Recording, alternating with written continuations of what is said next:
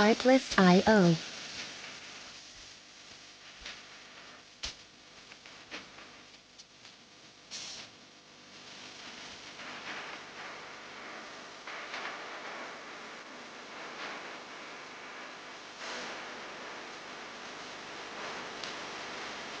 Music licensing reimagined.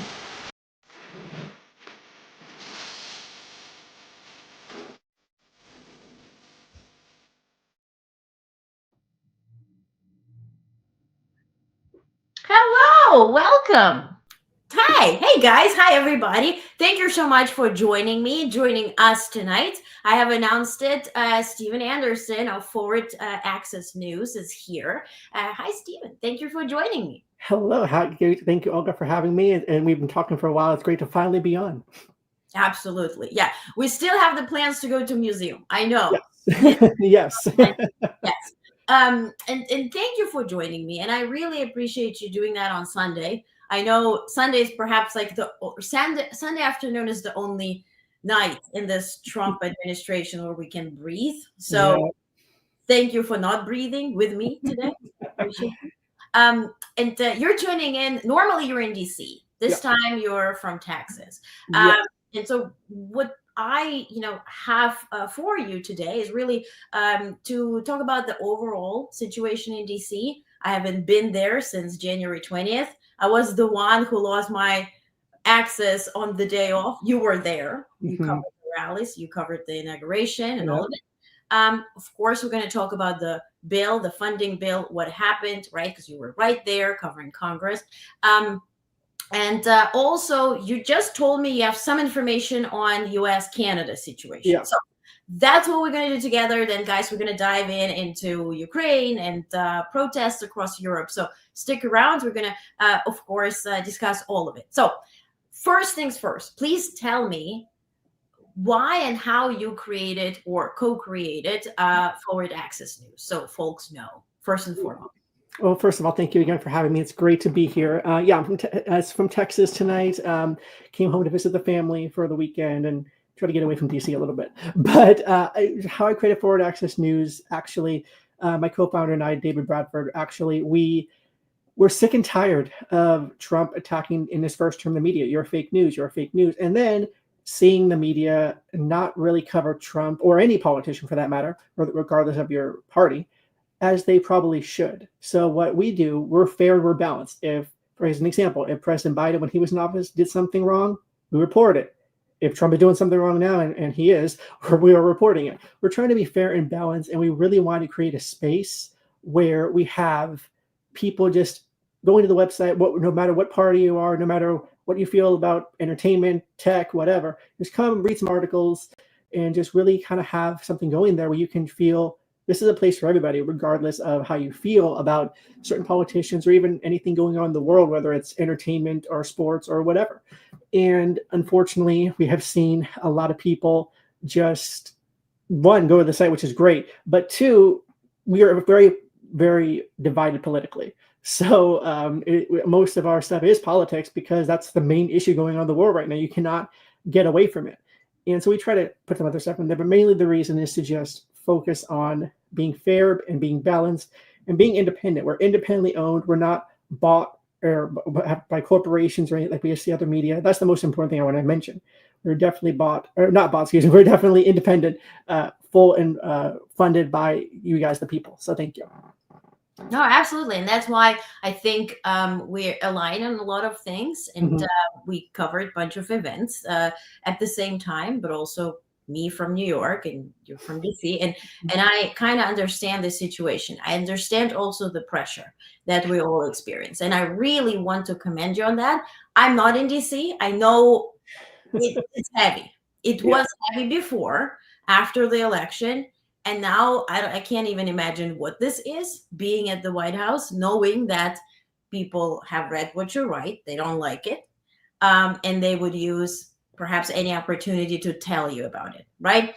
Right. So, before we begin, what's the overall DC thing as a reporter? I mean, it's tough now. It's really tough going to work every day, not knowing what's going to happen. First of all, I think all of us were shocked whenever we're not really shocked, more surprised than anything. Like we had a feeling it was going to happen whenever, White House announced they're going to take over the press pool, and I'm not in the pool, but that's a whole different scenario over there, and kind of dictating how they're being reported. So, for example, I'm sure you know this, but to those who are not aware of this, the Trump administration removed HuffPost and the AP from the pool and replaced them with Newsmax and Blaze TV, which is a very right-leaning outlet. Outlet is a very loose word I use for that. But so the thing is, that's just showing. Well, and this is what people were obviously outraged by it, and rightfully so. But I got comments when I was reporting on it. Oh, you're just because it's Trump. Okay, well, you say that now, but wait 4 years or however long until a Democratic administration gets in there and does the exact same thing. You're not going to like it. They'll have the exact same complaints that everybody has now. So that's what in reporting on it is very scary, because you don't know what's going to happen. I mean, as I told you before we came on, they're attacking more of the bigger media, so the big organizations, but you and I are more independent. Eventually, they're going to come for the independent media at some point. It's a long 4 years.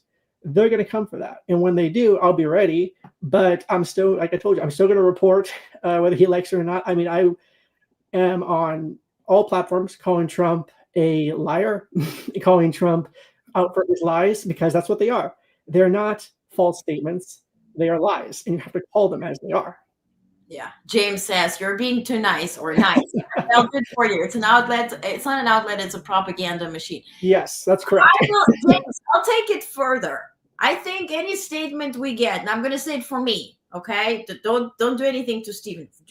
I'm saying whenever we get anything from the White House, that's another propaganda machine. Like whenever we could, normally, normal case scenario, we would get something from the White House. We would take it at face value. This is a statement. This is a fact. And then you work with it. Now you can't even fact check it. Like all of it. It's just, and 50% of any statement from the White House is actually replica of Truth Social posts, right? Like today, first was, I won a golf tournament. Well, Trump won golf tournament. This was the main news, and it took him all day to just recently release his statement about the tornadoes, which is very interesting. Is this one? No. One? No. Okay. No, radical media. That's an executive order. Anyway, we're going to go on to the floor, but that's a whole story. Yeah. So my point is, it's really following a narrative. It's not reporting on what is happening or informing the public. It's really bringing like that MAGA minute. That's my favorite video. Like that is just like straight from North Korea with love. It just so produced and so narrated. And do you actually watch those? Once, I see him. You don't? Oh, okay. I don't. I was like, okay, I see Caroline enough in the briefing. He's like, no, just scroll through it. I don't even bother. Because it's all going to be, oh, this is what we did this week. We did this, this, and this. Which, yeah, but what's the other side of that story? And they're not telling you the other side, how many people are angry or whatever the issue is. Yeah, that is just, yeah. Okay. So talking about media, though, before we get to the spending bill or whatever, Voice of America got sort of shut down yesterday, right? It came in a way of an executive order where 7 different federal agencies were mentioned. One of them is the one overseeing Voice of America and Europe Liberty or whatever. I know the Russian name, but which is Voice of America is actually produced in 49 languages. It's not just for Ukraine or Russia or whatever. I know from Ukrainian side, and I know those reporters were fired a week ago, specifically by Doge, saying that your work is no longer needed. It's not essential. So this was part of this type of plan. Now, we got the statement, speaking of, whatever James calls it, propaganda machine, from the White House, the voice of radical media. So they call Voice of America radical media. They specifically also then point that the reporters were stating or were biased against Trump on social media, on Twitter and whatnot. Now, what came up today, have you seen, Stephen, what is actually on the satellite channel of Voice of America today? I have not actually. I've been out with my family, so yeah. Okay, so let's watch it together. Okay. This is running on Voice of America worldwide. Take a look.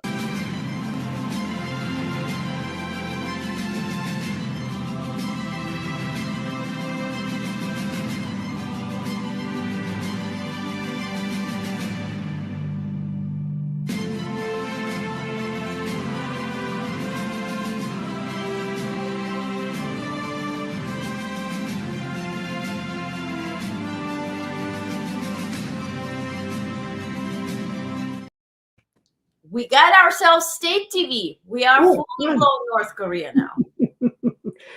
I mean, come on. Let's just be real. The reason why he basically dismantled Voice of America because they were criticizing him, and as they should, because, and we're going to get into it, but some of the stuff he's doing is insane, and we're going to get into all that. But I mean, it's surprising, but also not surprising at the same time, because he says a lot of things. Oh, I'm going to end the war in Russia with Ukraine on day one. Obviously, didn't happen. I'm going to bring down egg prices on day one. Obviously, didn't happen. He says a lot of things that he's going to do and never does it. Go back to his first one. There's a bunch of stuff he said he wasn't going to do. So to do this is surprising, but not surprising. And then given his statement at the DOJ on Friday or Thursday, whatever day that was, that he was going to basically everybody who goes against him should be in jail or be in prison. That just says it all right there. Like, he wants to be a dictator. That's what he wants to be. I don't believe he's ever going to be that, but that's what he wants to be. He's going to try his damnedest to be that. But what we spoke about before we went live, yes, he did not follow up on a bunch of promises, but he did follow up on other promises. Yeah. And he did it diligently, right? For instance, this Foreign Enemies Act. I pulled up a video from October 12th where I was reading, what does it mean, who was prosecuted, if he comes, so it literally was designed even not to prosecute whatever he says now, Venezuelan gangs or whatever, but initially it was designed to protect the United States from the French, right? So it can be applied to anybody, right? We call it racist at this point, yeah, but it could be anything, right? Citizens, green card holders, anybody could be targeted if this is implemented, and he did invoke it. Then the judge has blocked it, right? But he still flew 3 planes to with those gang members, right? Nobody got due process. What's your take on that? Probably you know a bit more on it. Yeah, so I mean, he did invoke. Obviously, we know the judge. I believe that was yesterday. They did. Like I said, I'm in Texas. The whole time zone difference, but I mean, I do believe that all that happened. But at the same time, we've seen Trump and Elon Musk both say, "Oh, the judges should not have this much power. It should be the president that has this power. This should be happening." Now they're talking about impeaching the judges. I believe one of the congressmen in the Republican side was talking about he's going to drop some legislation to try to impeach judges who will go against the president, which is insane.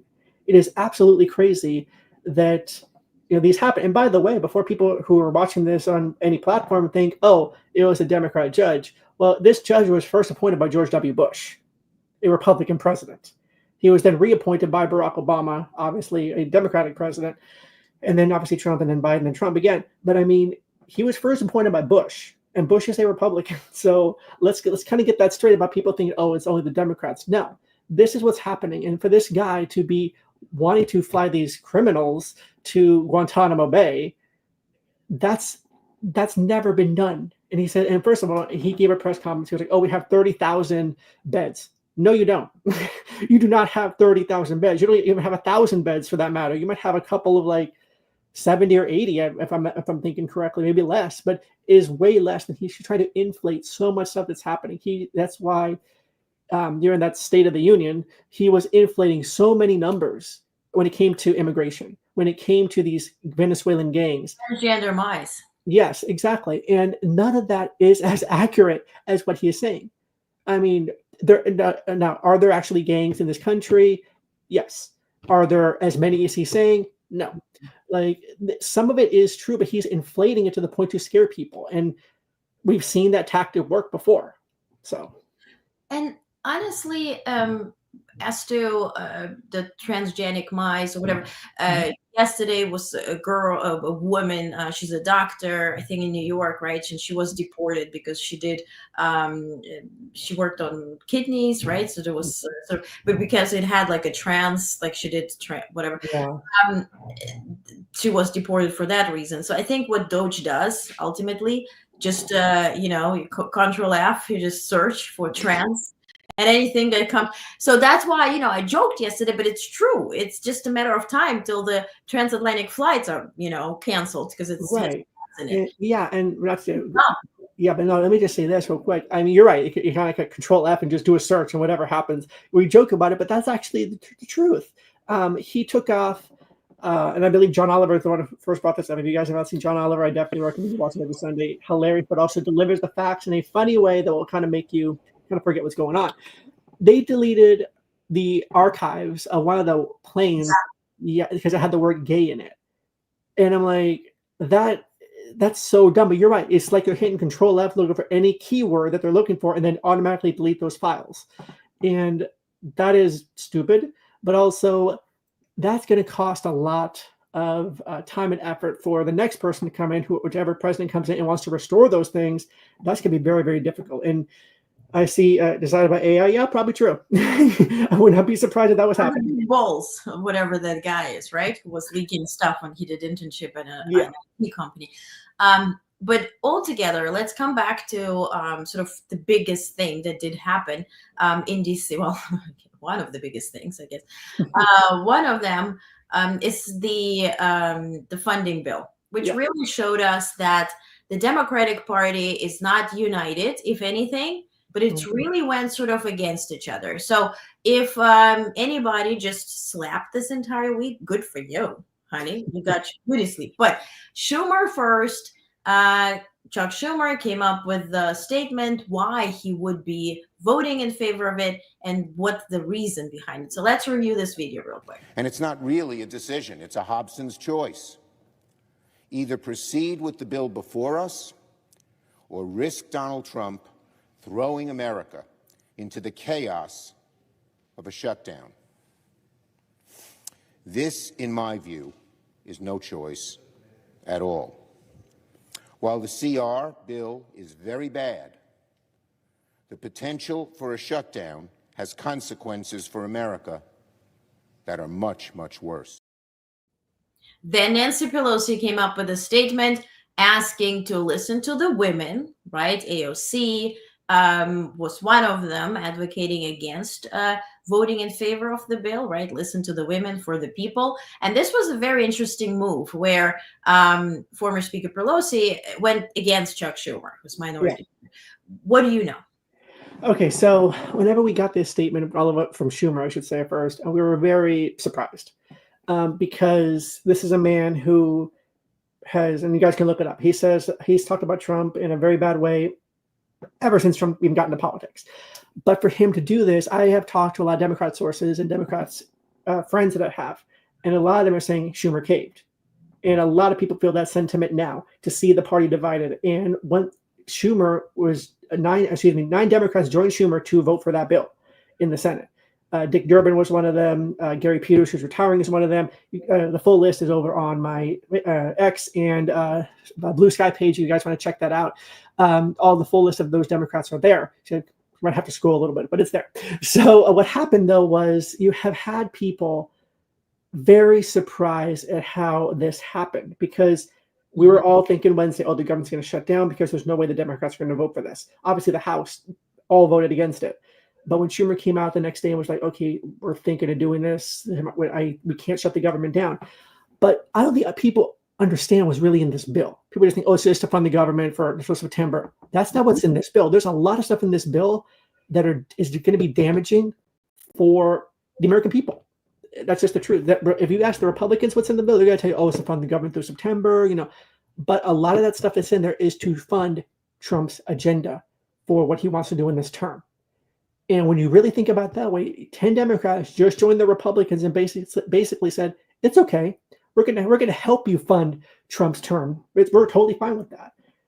But if you remember what happened with President Biden in 2024 when he was forced out, I tweeted you, I think we were messaging, I told you the American people will not forget what happened. When it came Yeah. time to the election, Yeah. obviously we know what happened. People did not forget what happened. And a lot of people I've talked to that did not vote was because they forced Biden out and they were not happy with the Democrats. The people will not forget, Olga, what these 10 Democrats did right now. Yeah. And I would do one last point. I don't know if you saw this morning, 29% approval rating for Yeah. the Democrats. That is the lowest approval rating number since like the 1980s. So they're in trouble right now. And specifically to your point, people will not forget what Nancy Pelosi did.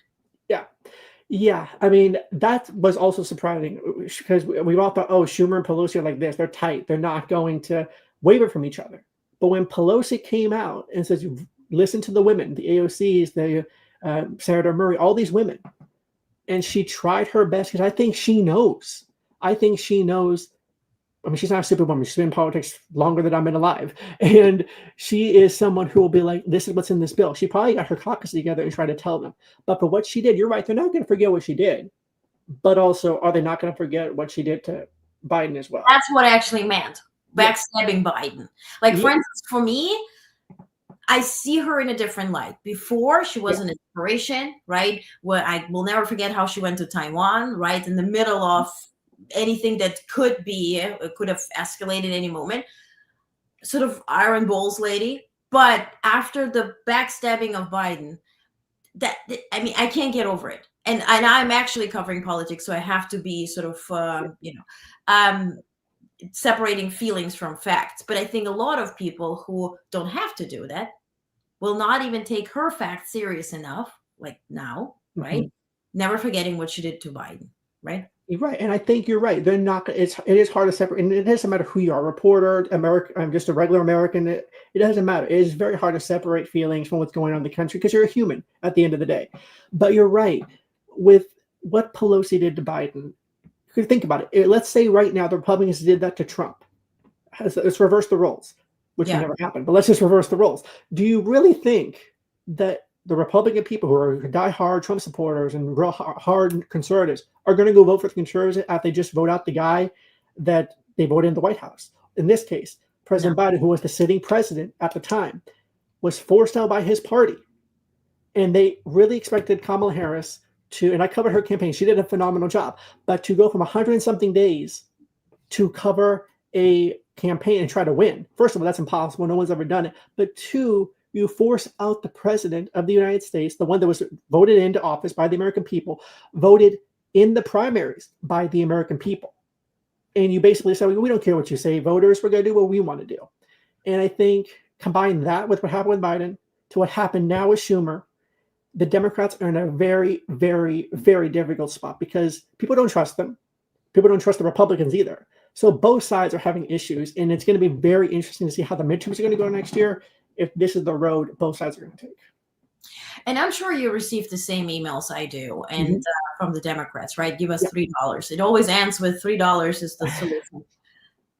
And I posted it. I got a bunch of hate from it, from fellow or other Democrats. But those emails are not meeting the moment. No. We're not having any briefings as to what I would suggest, right? And that's just my 2 cents, my humble opinion. We have a briefing from the White House that is, you have to flip it 180 to sort of get to the truth, sort of, kind of. That feels the same as if we were to cover Kremlin 24/7 or North Korea, right? Why isn't there another briefing by the Democrats that states the facts? Why don't they support independent media, right? Because they can no longer rely on CNN and MSNBC. And yes, Trump named them at the Department of Justice. He says CNN and MSNBC are illegal, Then what? Smerconish went on CNN and did basically infomercial for Tesla for 3 minutes, right? Sort of earning the spot, earning the love, right? From the dear leader. So why don't Democrats invest in those independent media? I know Midas Touch is very much connected to Vote Blue or whatever that is, but others who are there, like you, who are there at the White House. Thank you. Right? Yeah, and I mean, I think the reason is 2 things. One, I think they're scared. I think the Democrats are very scared, and they're never going to admit that. First of all, Hakeem Jeffries said, we're not going to swing at every pitch. We're going to swing at the one that counts. Well, which one is that? Like, there's been a lot of things that have been happening, and you're not swinging at them. You're just letting them go by. That's number one. Number two, Nancy Pelosi said this a few weeks ago when they asked her the same question you're asking me, is why don't the Democrats come out and say, hey, this is what the White House is saying, but here's what's actually going on. Yeah. Pelosi said, we're just going to let Trump do what he wants and wait. That strategy didn't work in 2016, in 2022 midterms. Or they did work, but they didn't work enough because they won their seat. They won both chambers, but they didn't win enough seats. Number one. Number two, we've seen this. Let's wait Trump out and see what happens. That doesn't work. That's not a winning strategy. And Olga, right now, I don't think you can tell me. I don't think anyone can tell me, even in the comments who are listening, who is the leader of the Democrats right now? Because it's not Joe Biden, because he's retired, and there was a video. He's enjoying his life, having dinner with his family. He's not even invested in what's going on. So it's not Barack Obama. Who is the leader of the Democrats? There is no leader of the Democrats. Now, if you ask the team, who's the leader of the Republican Party? Donald Trump. It's very obvious he is the leader of that party. Whether people like to hear it or not, that is the truth. Because, obviously, people are bend over backwards for the guy. So that is the leader of the party. The Democrats need to find their own leader. I've seen people say it's AOC. As much as I like AOC, remember, she is a woman. Nothing against that. She is a young woman, and the two women candidates that have been president for the nominees have lost. So I don't know what's going to happen in the future, but you asked me earlier how scary it is. It is very scary, both as a reporter, as a human being. It is very scary to think what's happening in this country right now. And the point of meeting the moment. Mm-hmm. We're not meeting the moment, neither with the bill, right? Let Trump come to you and ask you to vote in favor. Let him offer you something in return, right? We're not playing the same game. And the situation is where, if somebody is a bully, right? And it's very, very much owning the space in media, Twitter, shitter, and all that kind of stuff. Anything aside blue sky at this point. How can you combat that? By actually supporting voices that are willing to do the great work and state the facts, right? Yeah. But what I feel is when I try to interview anybody post-election, whether it is Harris, whether it is Biden, they're like, no, we're not giving interviews. We're really out of the picture. We're not even interested. Meanwhile, if we think about Canada, for instance, Trudeau just, retired or whatever. I think it's when you're 50 and retired, an interesting thing, to each their own. But they're willing to talk about it because their election is still on the line. So why the literally everybody, aside from Tim Walz, is completely checked out. Those people who told us that we will be overtaken by the regime, the Project 2025 is this fascist book and playbook, and they're really, there's a website tracking all the EOs that are going according to Project 2025, and I think it's like fulfilled by up to 87% or something at this point. So where are those people? Nobody's speaking about it. I think their plan is to wait Trump out, but we've seen how that works. It doesn't work. Like we've seen, and I see James's comment. They're scared of Trump. Yeah, I would agree with that. I do think they are scared of Donald Trump. One thing I will say, we've seen, and you mentioned CNN and all these other stations. I do watch those just to kind of get the idea of what they're saying, but then I fact check that with my own stuff and see what's going on. One thing I do agree with what some of the pundits are saying is that the Democrats do not know how to go after Trump. And I do agree with that. And I will say why. Because we've seen over and time again, Kamala Harris did a great job of using his own words against him at the debate. We saw she did a phenomenal job of doing that. Joe Biden, same thing when he ran in 2020. Come on, man, and all that stuff, what he did in 2020. That's the kind of attitude you have to have. But at the same time, you need to have enough. I'm not going to be vulgar. You have to have enough spine to really go after the man. I curse. Well, thank you. But you need to have a spine to go after the man. We saw to all the people listening and watching right now, I'm very curious to hear what they have to say. So leave a comment, and I'll go back and answer you guys. What did you actually think when you watched that State of the Union? and you saw the Democrats with their little paddles, like they're playing bingo, or you saw the women wearing pink, which is great. Great for women wearing pink, nothing wrong with that. But I wanted to see some action. The only one that had action was I forget. I'm blanking on his name right now. Al Green. Al Green, thank you. He with his cane, he's the only one that had action. And yeah, we saw Democrats walk out. I know Judge McCrockett walked out. AOC didn't show up. I know people walked out, but nobody had action except for holding up paddles, which does nothing. That's what I think is the problem. People are afraid of Trump. And you ask me, where are those people? Why are they doing this? Independent media. You're right. I completely agree with you. But when people are afraid and have no courage or no spine to do something, you're going to have the result we have now. So as much as I love what you do and you love what I do, we both do great work. That's meaningless if nobody is going to be willing to talk to us about what's going on. I will take it a level further. Anything that goes viral, anything I post or you post, anything that goes viral, maybe this video or snippet of it, will put us in danger and nobody will defend us. That's just the truth. No, you're right. Yeah. Nobody.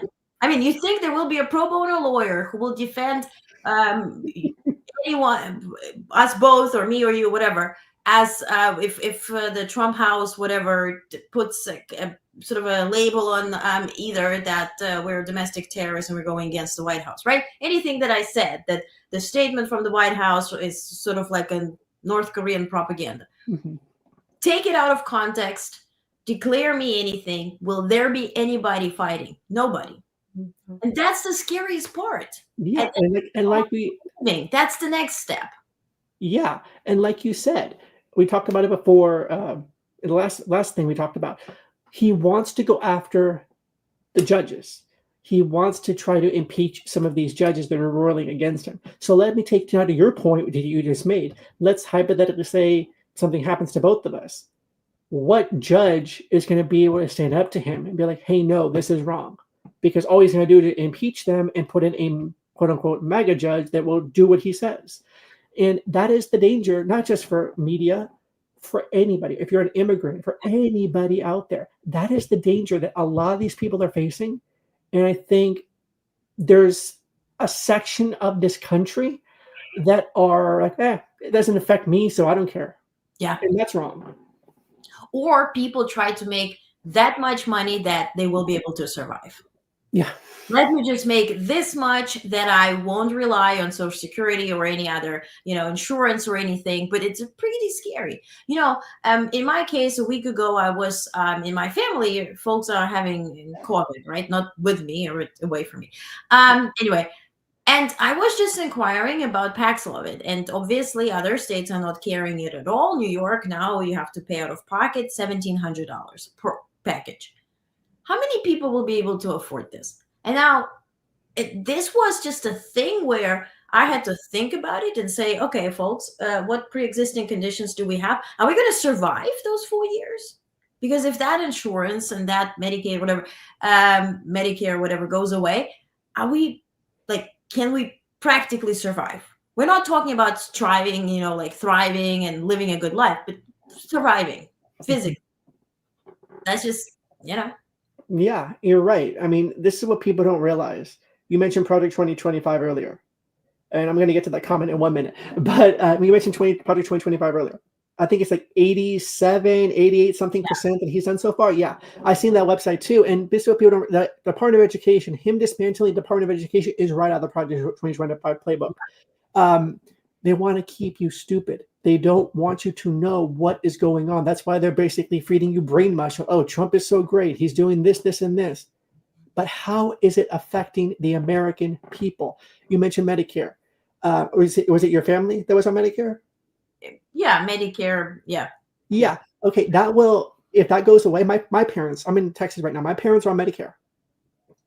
If that goes away, they're going to be affected.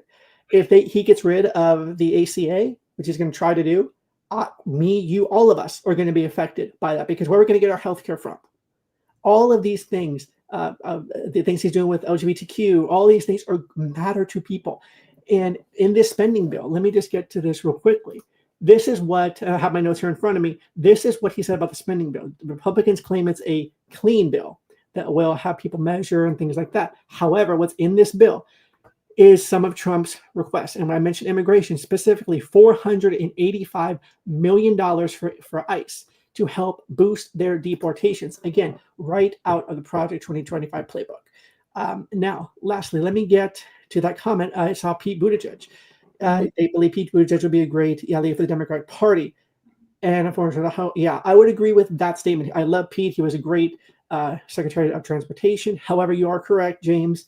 There is a lot of this country who is homophobic. And also, not just that, if America did not elect a Black woman who was fully qualified, fully educated, they're not going to elect a openly gay man as president. As sad as that is in America in 2025, and by this point, 2028, maybe, that is the truth. And that's a sad truth to face. Absolutely. And James says his wife is disabled and also on Medicare and Social Security, also very worried. This is, Keith says, it's sadly the nature of Democrats to panic and submit to Republican framing to set policy. For all that's bad about MAGA, one thing they're good is discipline. And also, it's different this time. And I was about to ask you how your coverage did adjust from the first administration, Trump administration, to now. They came prepared. They didn't spend those 4 years chilling and relaxing. Everything that they're doing, that's why they're able to present to you 10 executive orders at once. And all of them are very thought through. I mean, they're all illegal, right? A bunch of them. But it's really targeting one specific purpose: to dismantle democracy, to cause chaos, also to make people afraid to even voice their opinions or to go against it. So how do you, or have you adjusted your coverage? Certainly you did have, you had, but what's different now than, let's say, 4 years ago? Well, okay, so I didn't know you for Trump's first term, but I only covered the last half of his term because I had just moved. I did it all. I did sports at that time. So okay.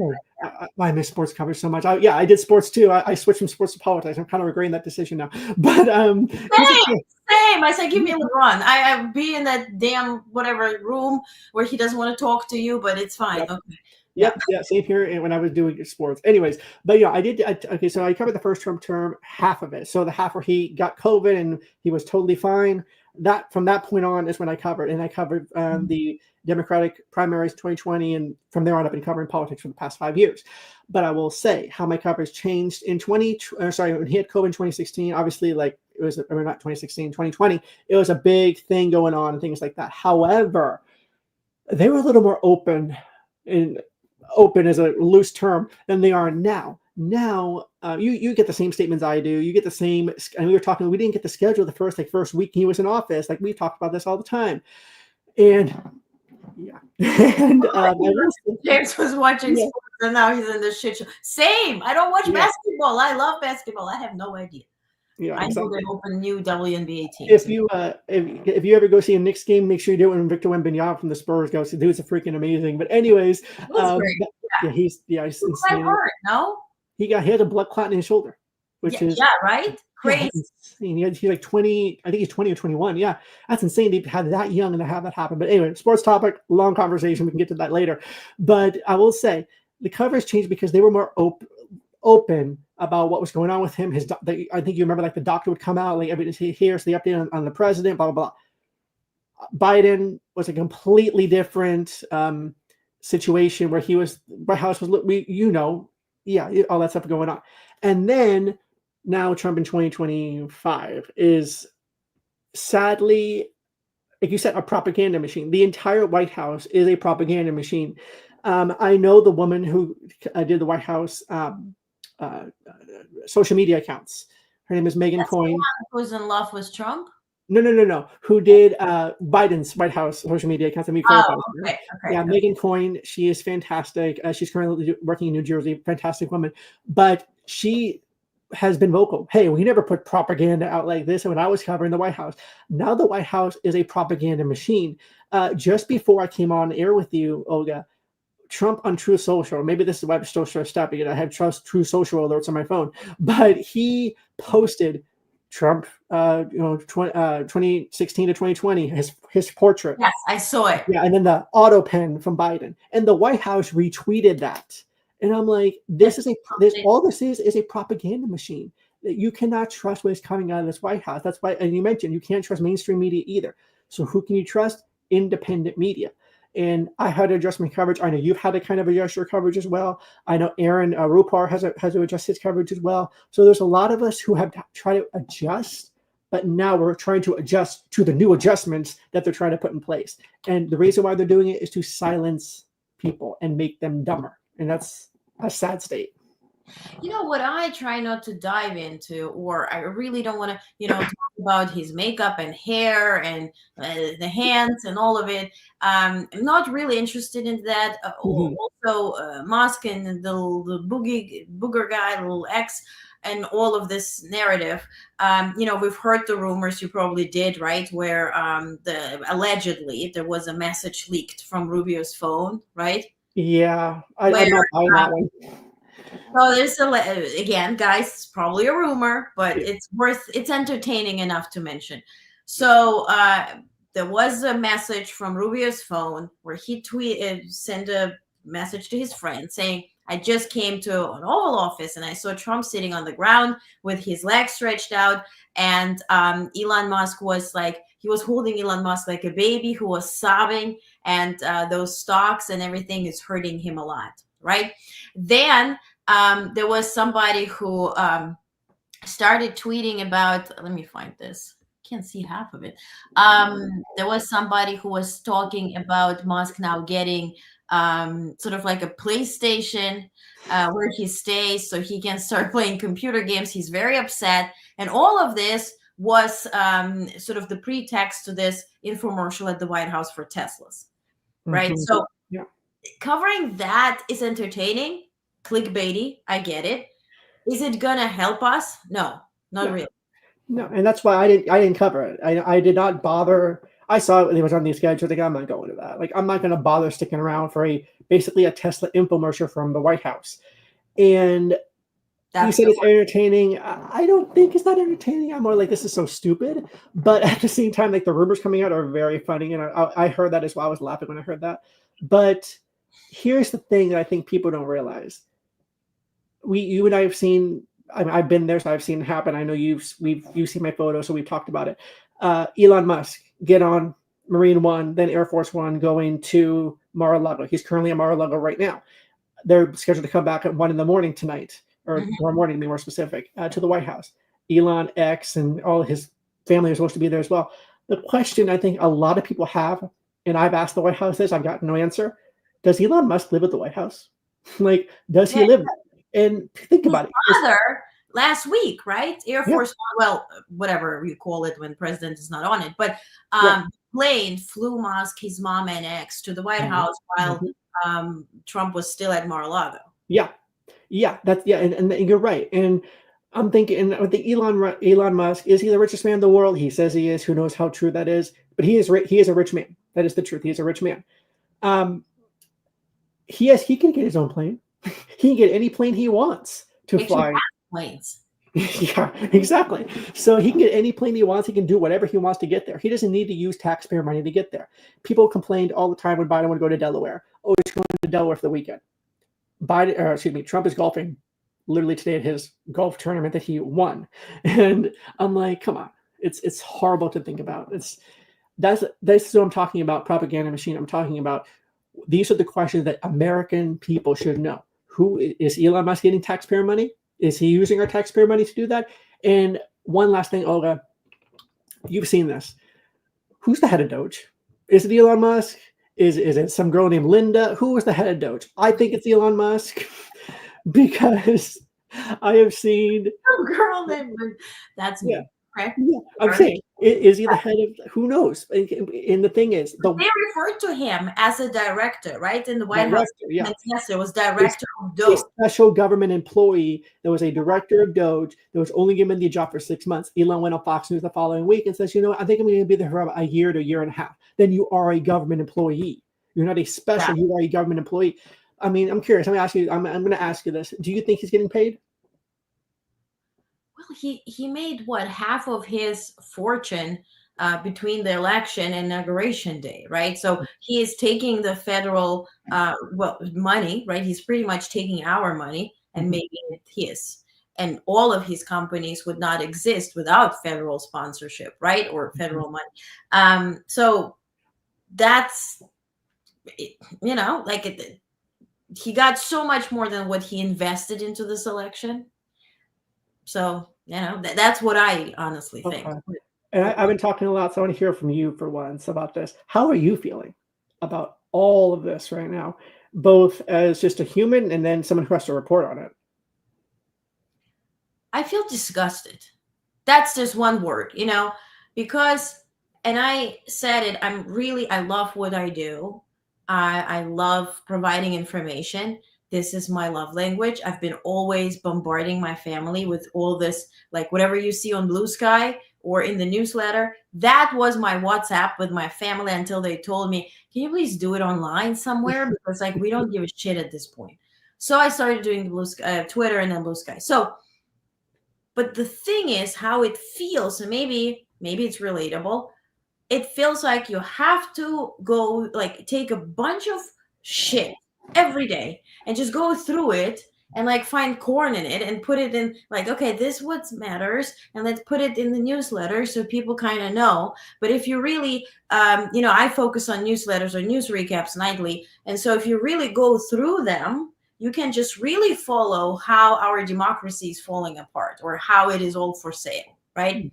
And especially if you think about foreign relations, what I focus on, the situation with Ukraine, Canada, Panama Canal, Greenland, you see the exact, timeline as to where this is headed. And if you engage your brain and kind of like remember some historical facts, how Ukrainian situation started, right? When back in 2014, when Russia annexed Crimea and they occupied the Donbass region. The talk was that the Donbass region, before it got occupied, is feeding entire Ukraine. And we need tariffs and we need this and that. So they did separate Donbass region from the entire Ukraine. Then they started, they pretty much send those green men, what we call them, right, the Russians, into Ukrainian territory, started, some fights saying that Ukrainians are in favor of it. And then Donbass was annexed, right? And that's what we're kind of hearing now with Canada, right? Of course, on another level. Right. But we're feeding you, you're living off of us. We need some tariffs, but then the tariffs are not helping. It's better you become 51st state, even though, and actually, let's talk about Canada for a second. Yeah. Even though that whatever Trump can do legally about tariffs has to be connected to national security. Mm-hmm. Is it connected to national security? Do you want the honest answer? I don't think so. I think it's more of revenge. I saw we talked about rumors and theories earlier. I saw a rumor. I think when Trump's first term, I think you saw the video. He came, Justin Trudeau shook his hand. He gave Melania a kiss on the cheek and a hug. I don't think Trump ever got over that. That's the joke we're talking about. But that's the joke. Maybe that's why he's putting tariffs. But no, I mean, okay. So just so everybody talk about Canada real quick. Canada is never going to be the 51st state of America. Let's just put that out there right now. It's never going to happen. I see there's Canadian in the chat. So I love Canadians for that matter, and I love Canada. But Canada is never going to be the 51st state of America. It's never going to happen. It's a dream that Trump keeps talking about because guess what? It's Russia. Has a lot to do with Russia, has a lot to do with Putin. And there's people who are not going to tell you that. But Olga, you and I will tell people that because that is the truth of what's going on right now. I'm just going to put up a map while you talk so people can visualize. Yes. So you see here, you see the red line around Canada, the green line around Russia, and everything in between. You see Greenland. You see he wants to do with the Panama Canal. You see Canada. All this. And honestly, I wouldn't be surprised if he makes Alaska part of it too. It would not surprise me because we all know what he likes to do. But I mean, this is what people don't realize. A lot of this is a part of right out of Putin's playbook. A lot of this with the media, a lot of this with Canada and all these other countries he wants to take over is about Putin. It's all about Russia. And that's what a lot of people don't realize. Now, I'm not calling the man a Russian agent. I'm not going to do that because in order for me to do that, we need to find legit proof. And Olga, you have some stuff I know you on that end. But I will say that Canada, first of all, do you know how hard it is to piss off a Canadian? Like, they're the nicest people in the world. Like, some of my friends are in Canada. I love Canadians. And it is, yeah, I mean, Keith, I agree. He never talked about annexing Canada during the campaign, or he did talk about the Panama Canal for whatever reason in Greenland, but he never talked about Canada. And putting 250% tariffs on Canada is one, stupid, because they're going to do it right back to us. And America's going to get rich. No, you're not. You're going to make the prices of every single thing go up, is what you're going to do. I love maple syrup. It's going to be more expensive to buy it now. I mean, like, all these things with Canada and Russia and Greenland and the Panama Canal, and I'm sure there's going to be something else in the future. All of it ties back to Vladimir Putin. And I'm asking everybody watching this live stream, and Olga, whenever we're done, I'll retweet it. Go and research Russia, Canada, Greenland, and see how they're all connected. Because at the end of the day, Donald Trump is there to do not the work of the American people, to do the work of Vladimir Putin. And I will add also, we're now in the situation, of course, with Ukraine, right, where Trump says that, he will get a ceasefire, whatever. He will not. All of this is bogus anyway. But the point is, if you harass Canada enough, it will start pulling its forces from Latvia that does train actually Ukrainian forces in terms of NATO. Mm-hmm. Also, then you will start pulling Norway and Sweden and Finland away from NATO, right, to start defending, and UK as well, to start defending Canada, or be prepared to do so. Now, who is talking about the coalition of the willing? Starmer. This is UK. Mm-hmm. So if you start making this threat almost legitimate, everybody will start pulling resources. We just open up the Eastern Europe, right, the former USSR area, for Putin to conquer. Now, of course, China is very much connected too. I would love to add that too.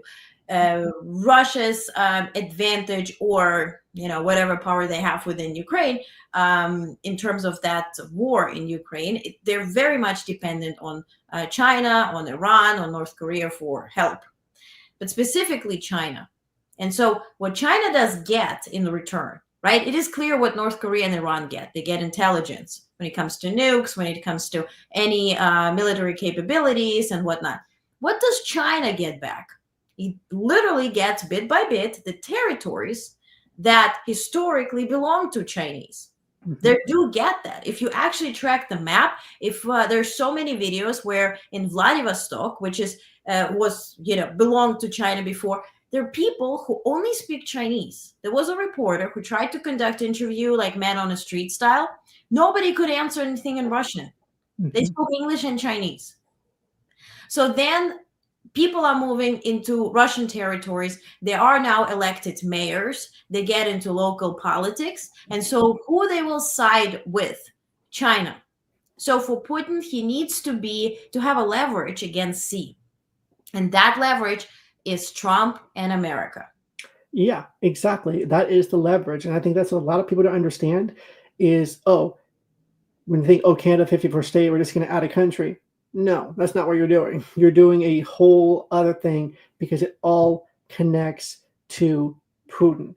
And you've seen Trump call Trudeau the governor of Canada. We've seen Canada obviously fight back as they should.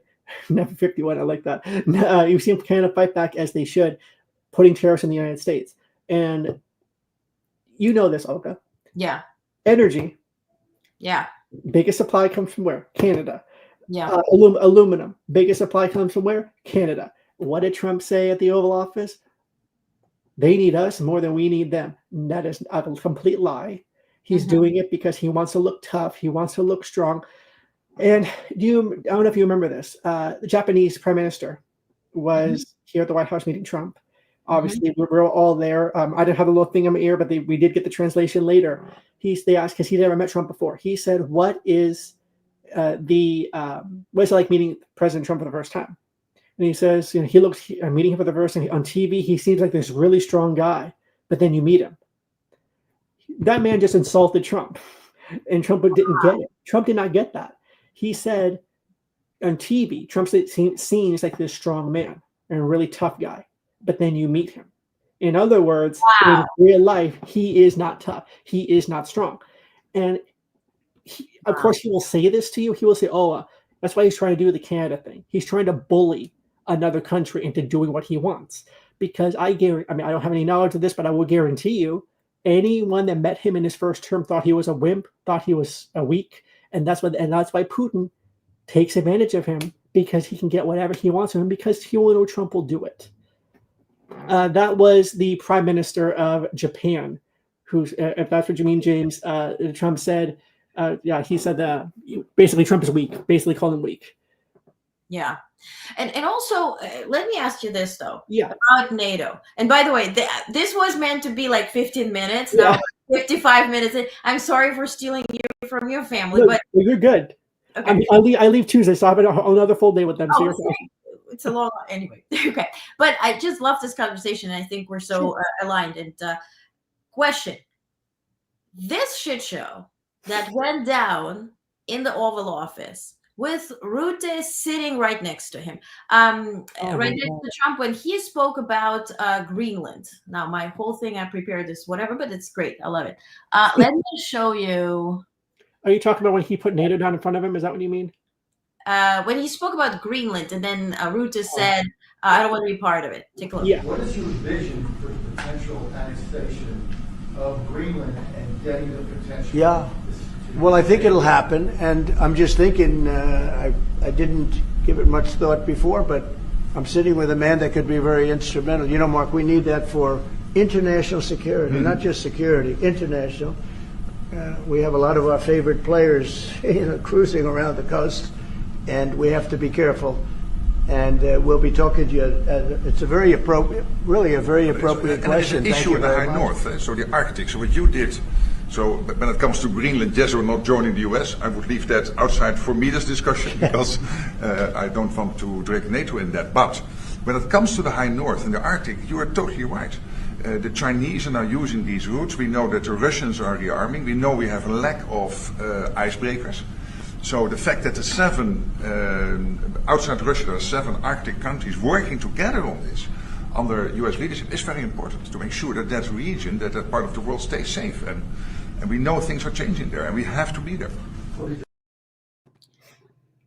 Your take before I lash out. First of all, watching that back, being in that room when it happened, or not being in the room, being in the area and being in the city when it happened, I'm like, what the hell? Watching it back, I never realized how stupid that looked. But anyways, first of all, what is this? I don't know what that was, but that motion was. That was the one. That's, you know what? That's how you know he saw this goddamn map. This one.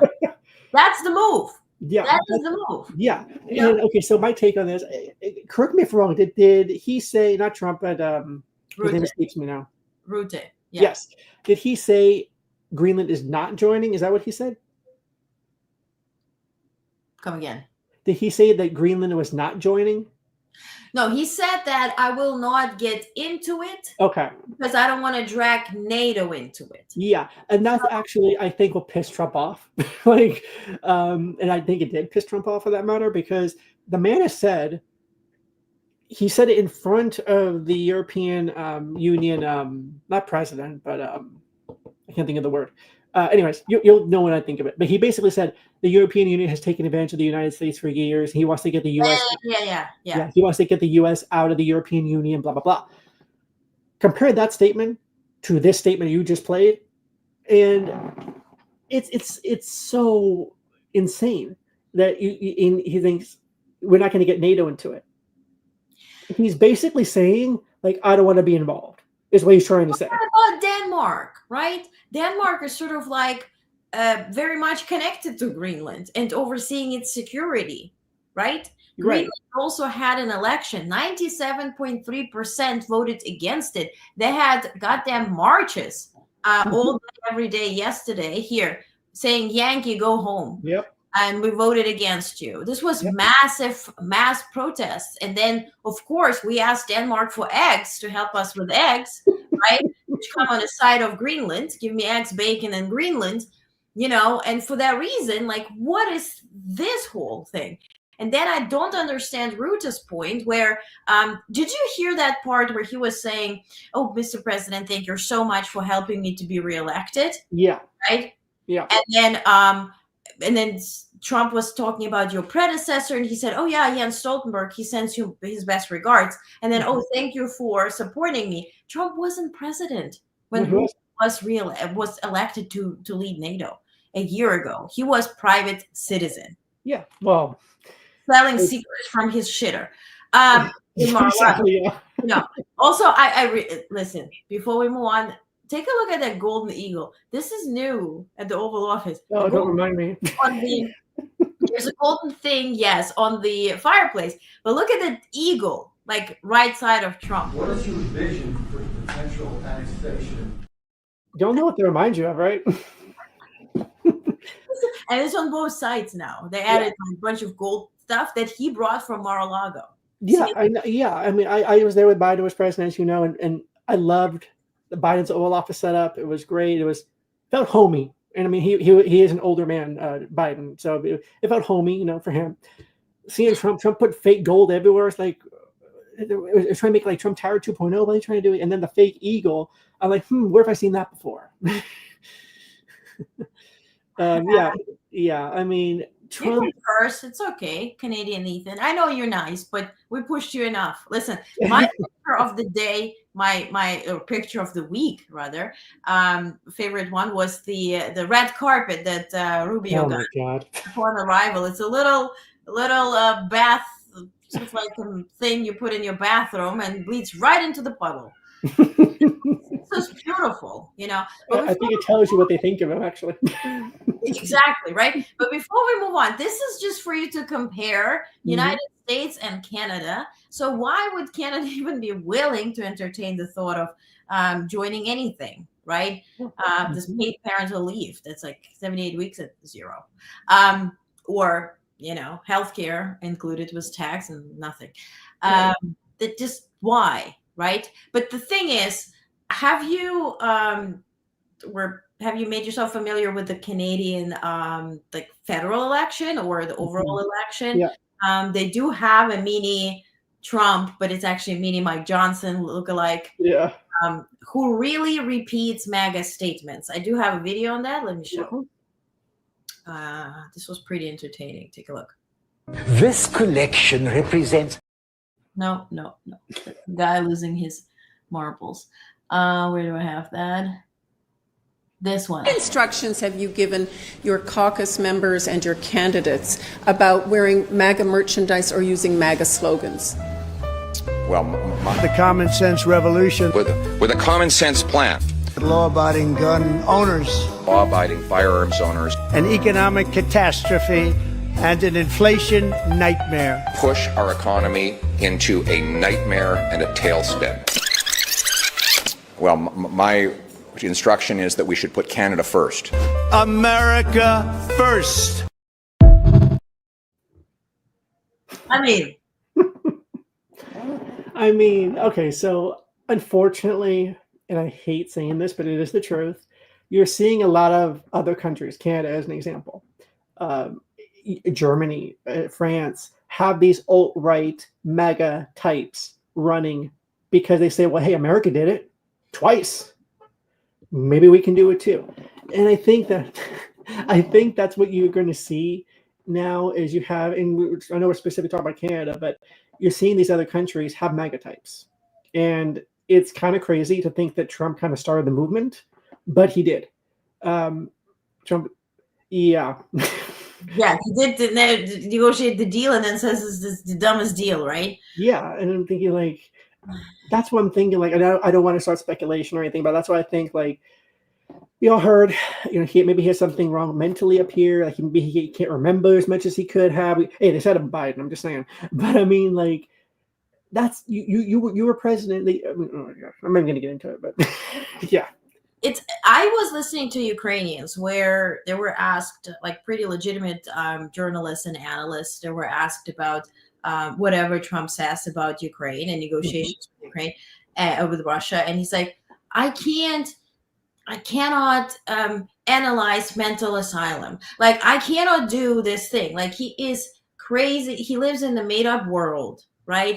And then when I listened to Timothy Snyder, by the way, who gave an interview in perfect Ukrainian, which was for me like, whoa, okay, I totally was unaware. But when he said, look, if you think about Trump as a business person, he was pretty much a failure, right, with 6 bankruptcies, but he played a successful businessman on a TV show that put him on the map, sort of, or was the beginning of his idea to run for president and all that kind of stuff. So what he refers to is that.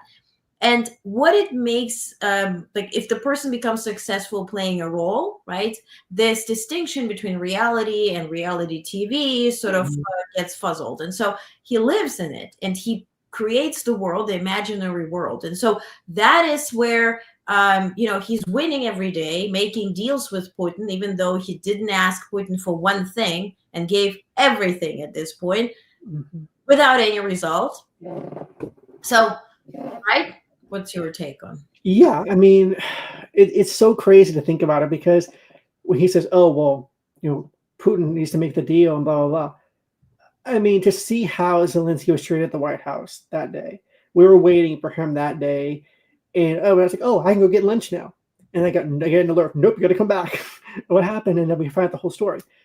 To basically, you have Trump's national security person. You have his Rubio and all these people negotiating a deal with Russia, and then they present it to Ukraine. They kick Ukrainians out of the negotiations. If you heard that, I think you remember that. Yeah. And that says it all. He doesn't want a deal. He wants to be the one to say, "Hey, I stopped the war. Biden didn't do it. I stopped the war." That's what he wants to do. It's not about Russia. It's not about. Well, partly is about Russia. It's not about Ukraine. It's about him wanting to look good to the world. And I want to ask you, as a Ukrainian, as someone who had parents in Ukraine, what did you think when you saw how Zelensky was treated? It was disrespectful, because specifically the comments by this Marjorie Taylor Greene's boyfriend about the suit. Do you own a suit?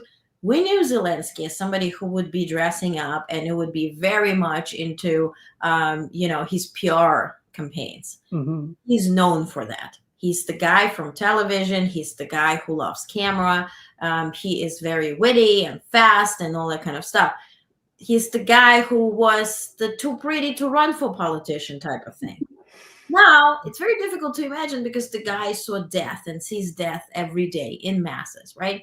And so specifically the comments as to you invite people to Ukraine for propaganda tours, and I showed you guys videos as to what those tours are, right? Bucha and all that kind of stuff. It was predictable, and it was what is not predictable for me, and I still get stuff like woo surprised every day, is how open in your face all of this is, right? Because we know Russia plays a game that is very weak, right? If we think about Chinese, their game is long term, it's strong, it's thought through, they don't care what you think about them, they get their thing done. Now, if you think about Russia, it's dumb. Bunch of this stuff is very dumb, and it's daily, right?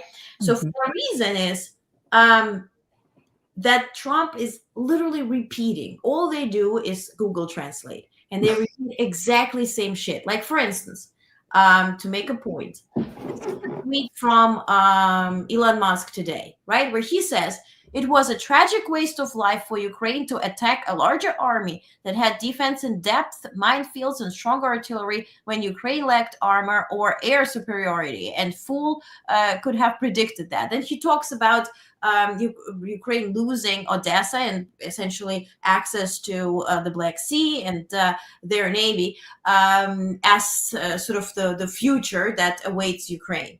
Now, just to flip goddamn narrative, you got that from Kremlin. All you did is Google Translate.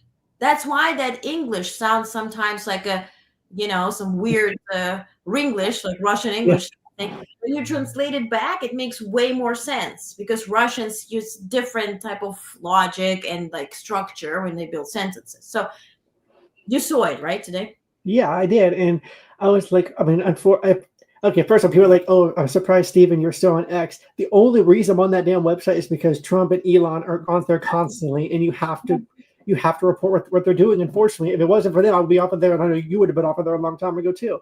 But with Russia, and which people don't understand, Putin and Trump have I'm going to use Trump's words, special relationship. You can interpret that however you want to interpret that.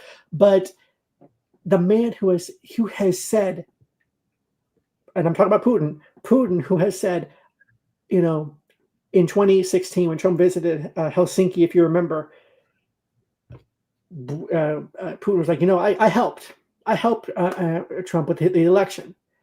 He openly said it in Russian. Of course, they did via translation, but he openly said it. And then Trump was like, well, I don't see why it was Russia. I don't know why it would be Russia.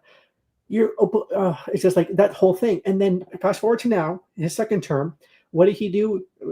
Second or third week in office, I'm going to meet with Putin. I'm going to invite Putin to the White House. And my first meeting with Putin is going to be in Saudi Arabia. And then I'm going to go to Russia. And right there, Obama never met with Putin at the White House. Biden obviously never did. Not even Bush never did. And you know this, Olga, the reason why Putin will not come to any other country, because he will be arrested for war crimes if he did. That's why I don't believe he will come to America, because he will be stupid to do that. If he wants to go for it, like, we can arrest him, let's go for it. But I mean, the other side of that is, what American president, and forget party, what American president would openly invite a dictator to the White House? You got Orban in Hungary. He was at Mar-a-Lago. You got Kim Jong-un, who wrote him a letter that he talks about, and he crossed into North Korea in his first term. This is a man who openly praises dictators. So to see, as you mentioned with Elon, another elected official, I'm going to use that term loosely, who openly praises and uses Russia propaganda when the guy himself is not even an American, he's not even from this country, like, that says it all. Like, you already know where the Republicans stand on this issue. They would love to see Russia win. And you and I over here are like, no, we would like to see Ukraine win the war because of a whole bunch of other issues. Yeah. Yeah, and it's just like, I don't understand how regular Americans, how elected officials can look at this and say, this is fine, this is totally normal, because it's not.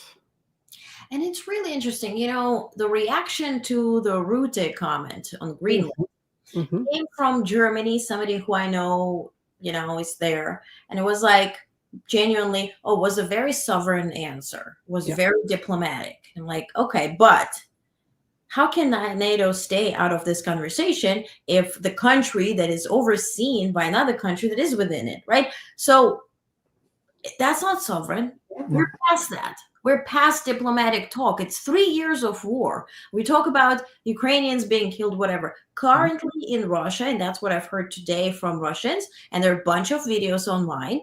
What they're doing is, when Ukraine went on that incursion into Kursk region, which is Russian region, they occupied it, but they fed their civilians, or Russians, right? They made sure they have food and water and medicine, and actually elevated their standard of living than what it was before.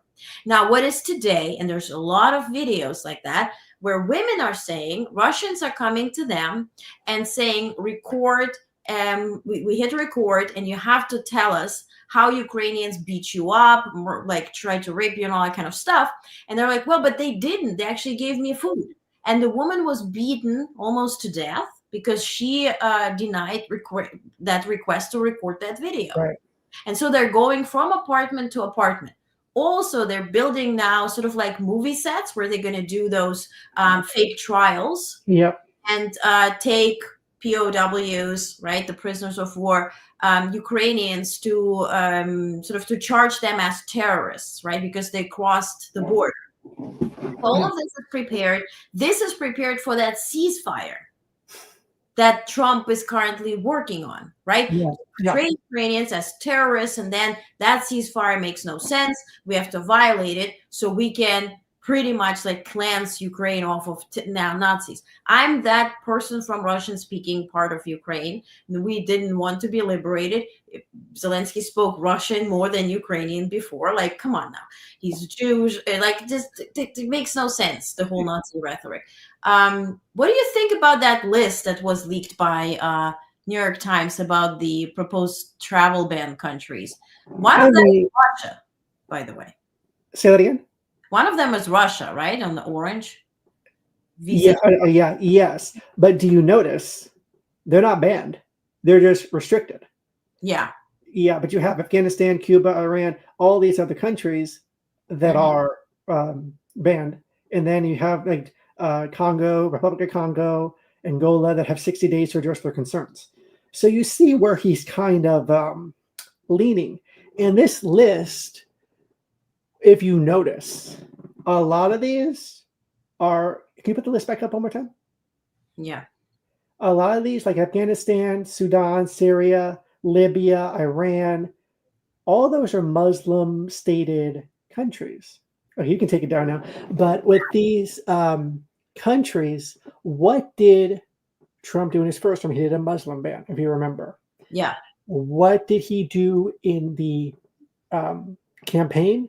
Oh, like we're going to help. He had Muslim people come up on the stage to Palestinians when they're having the Palestine, the whole thing going on with that, Israel.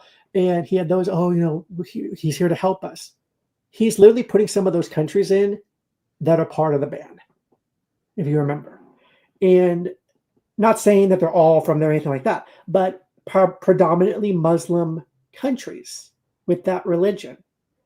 And I mean, I have friends that are Muslim and they're terrified.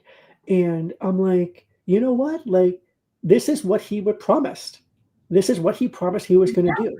And here's the thing with that. Everyone says who should be on that list, the banned list, who's not on that list. North Korea should be on that list. China should be on that list. Russia should be on the list. They're on the list, but they're on the little conditions or exceptions part of it. Russia is. But the other two are not. Like, you have Russia, as I said, they're part of Not at all, right? Not all. Yeah, you have Russia that are visas are restricted, but they're not banned. And I don't see anywhere on this list. China is nowhere. I'm sorry? China is not mentioned, right? No, China's not mentioned, and I don't think North Korea is that I can see. North Korea is on the red one. North Korea. Okay. There it is. Okay, yeah. Oh, yeah, okay. So, but yeah, so Russia is on, but on the restricted, but they're not banned, meaning if they go around the restrictions, they could come here.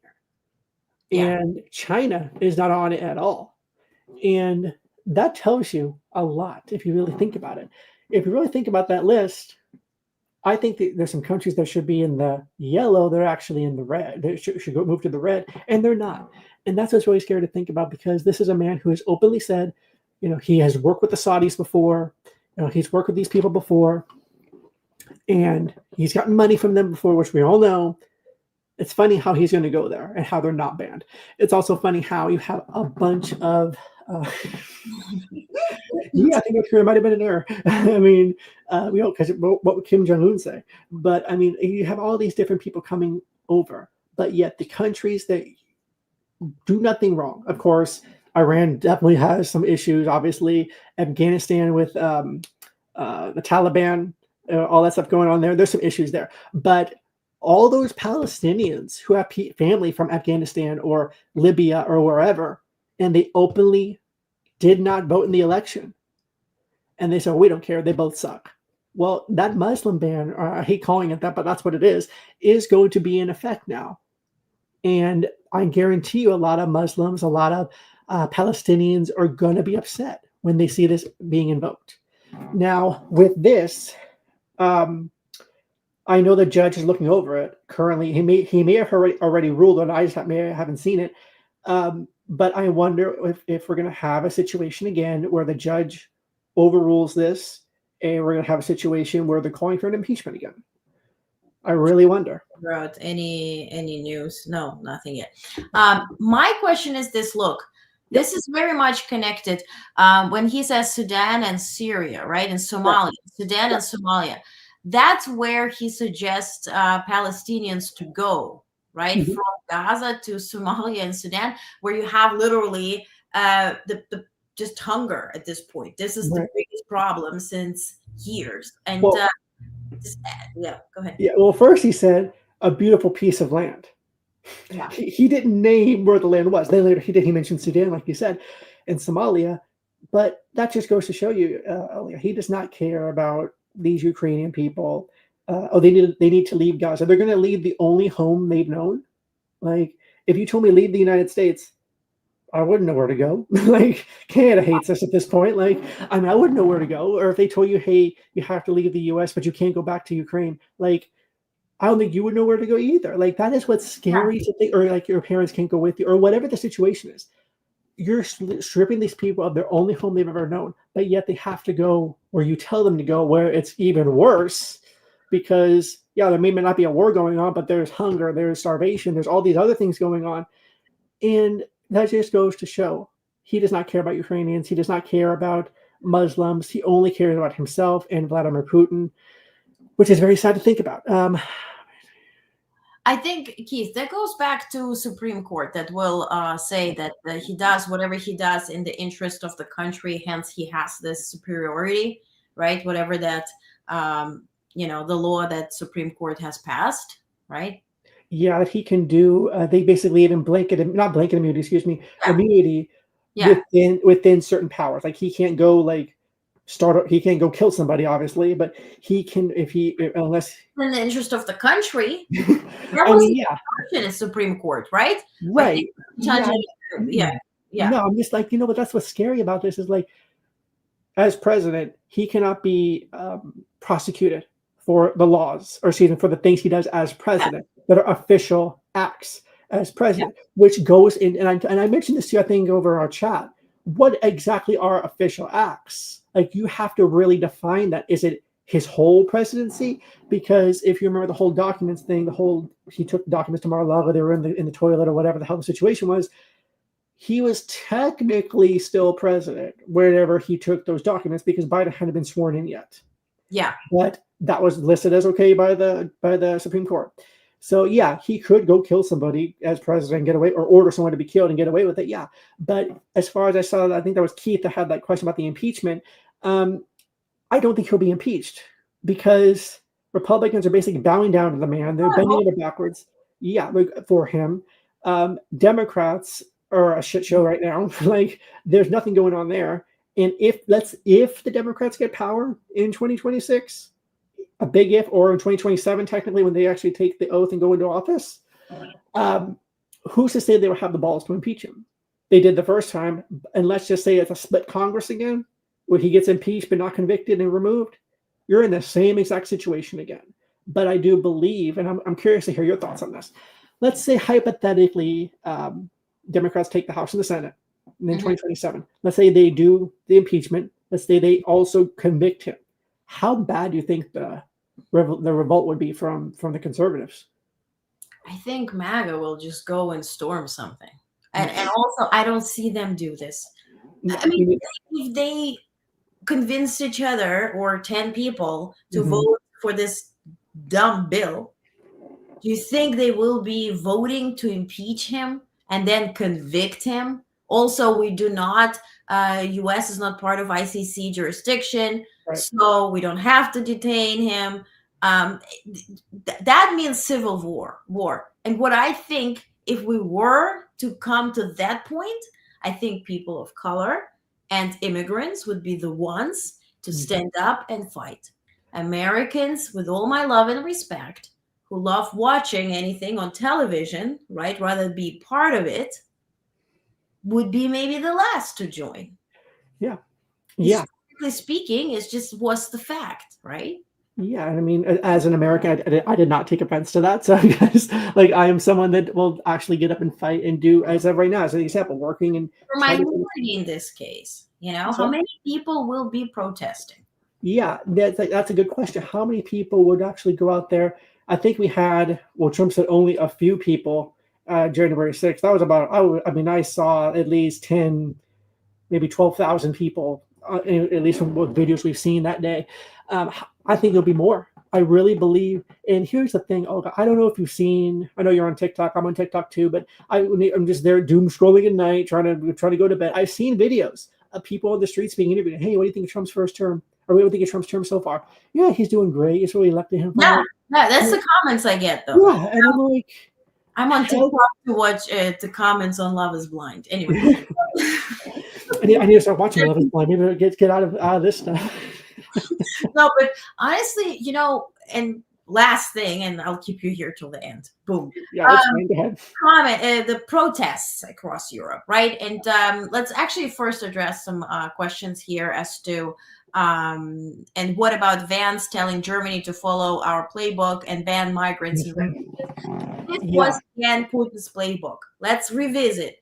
What caused the biggest influx of migrants into Germany? They came from Syria. There are a lot of movies, for instance, a very famous one. It's on Netflix about two swimmers who came from Syria and they competed under the white flag in the Olympics, right? They didn't win, but it was a very encouraging journey. Also, one of those girls dragged everybody because their boat, something happened to it. So she kind of saved everybody because she's a swimmer. Anyway, watch it. It's very interesting and it's real. True story. Now, who did sponsor Assad? Putin. Who caused that migration into Europe? Putin. Yeah. Who allowed for that migration to come into Germany? Merkel. Who followed Schroeder. Schroeder, who is really on the payroll by Russia until today, $300,000 every month from the deals he did while in office with Russia. And Merkel was the next one. So they allowed for that to happen, which ultimately led to Brexit and all that kind of stuff. But they came through Austria. We heard all the stories when they were looting houses and raping women. We don't know if that happened or not because all of that is a lot of propaganda. But they came to Germany, right? That is the first one. Next migration influx is what? Ukraine. Who caused it? Putin. So that is the Russian playbook. And now let's declare that the biggest problem. And Vance is the speaker, not for the White House. He's the speaker for Kremlin, but in English. A polished one, the one that looks American with the best eyeliner, whatever, with a laughing wife behind him, sponsored by Maybelline, whatever, whatever you pronounce it. But the point is, whatever he said in Germany was benefiting Kremlin. It goes right into that playbook. Stephen, how do you see that? Yeah, first of all, you did pronounce Maybelline correctly, so good job. But yes, I don't use it, but my mom does. Anyways, but I will say that, okay, so you're right. Everything you said is correct. And I will say, Vance is basically the lapdog of Putin right now. Everything that Putin wants, he tells Trump, Trump tells Vance, it happens. That comment about following our playbook and kind of do with the refugees, all that stuff, that is completely true. That is exactly what's happening right now. Trump wants to be America's version of Putin. And in some ways, it's kind of happening. And what I say by that, what happens, and you know this, Olga, what happens in Russia? Nobody defies Putin. If you do, you die. That's just the truth. You will die. We saw Alexei, I can't pronounce it. Never could pronounce his last name, Navalny. We know what happened there. He had an accident. Novichok, the Novichok, and then anyone that defies him will die or have a mysterious death. Yeah, Trump isn't not at that level yet, obviously, but in a way he is. Nobody in Congress is defying Trump, at all.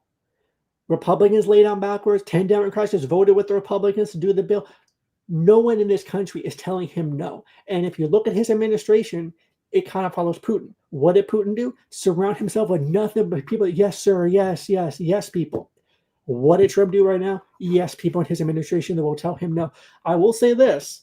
Rubio is the only normal person in that administration that I think will, I use that word loosely, that will either quit or get fired at some point. Because I think he will. If he wants to run in 2028, if there is an election, there's rumors he would like to run. I don't think he would win, but he needs to get out of this because he will be linked to Trump in this whole situation with Ukraine, Zelensky, Russia, Putin, Israel, Palestine, everything. He will be linked to that forever. Forget what he did as a senator. What he does now will define him. And Speaking of it, this is Rubio in Canada saying this. The Canadian government has made their position, how they feel about it, clear. The president has made his argument as to why he thinks Canada would be better off joining the United States for economic purposes. There's a disagreement between the president's position and the position of the Canadian government. In Canada, Canada, on Canadian land. He says this is a disagreement. For God's sakes, this is a sovereign country. Yeah.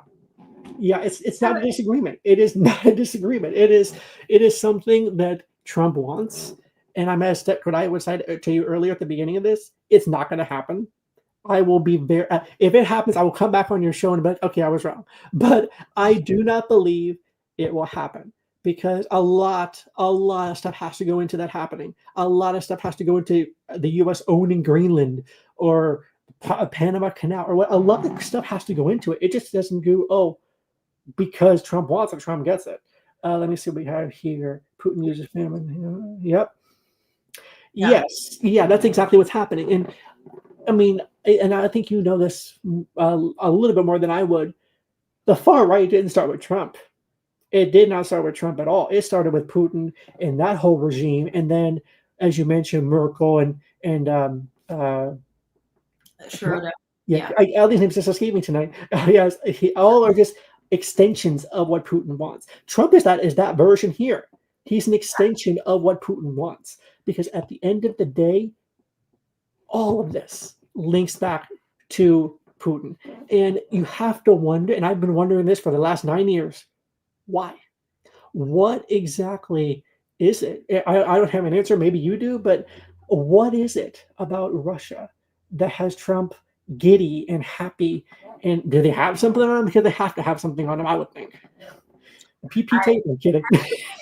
Have you seen the tweet by Elon Musk's baby mama of X, Y, and whatever the whatever his name is? Did you see the tweet about butt plugs?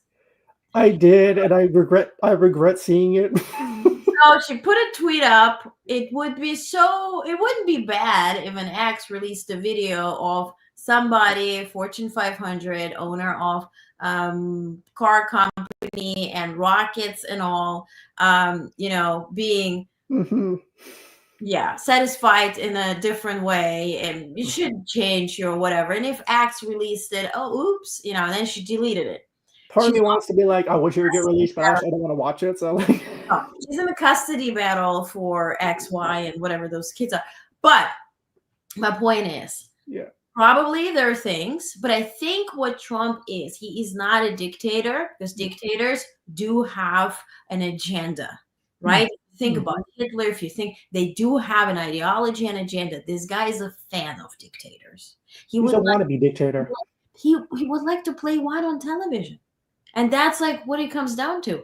I'm signing executive orders and showing them to everybody. I'm playing this character on television, right? So that's just sort of a thing, right? When it comes to, you said that Trump is the candidate for Kremlin, right? Yeah. They choose one, and if that candidate fails, they replace it. For instance, Romania, they had Georgescu, who ran for president a week before the election. Through TikTok, he amassed this following in 1 week, won the election. They did their research and study and investigation, found that he paid through TikTok, those type of campaigns. So they banned him from running again and declared that result insufficient. Now they have a new one. Right? In Romania, they have a new one. It's a Kremlin they found their next candidate, Anton Pisaroglu, who in 1 week got again on TikTok, has 900,000 likes, 75,000 followers in just a few days. His Wikipedia page was created today, like that day. So if one fails, they will choose another. And this will be the next thing for Ukraine. Because if there's ceasefire and they say, well, the war has stopped, how about an election?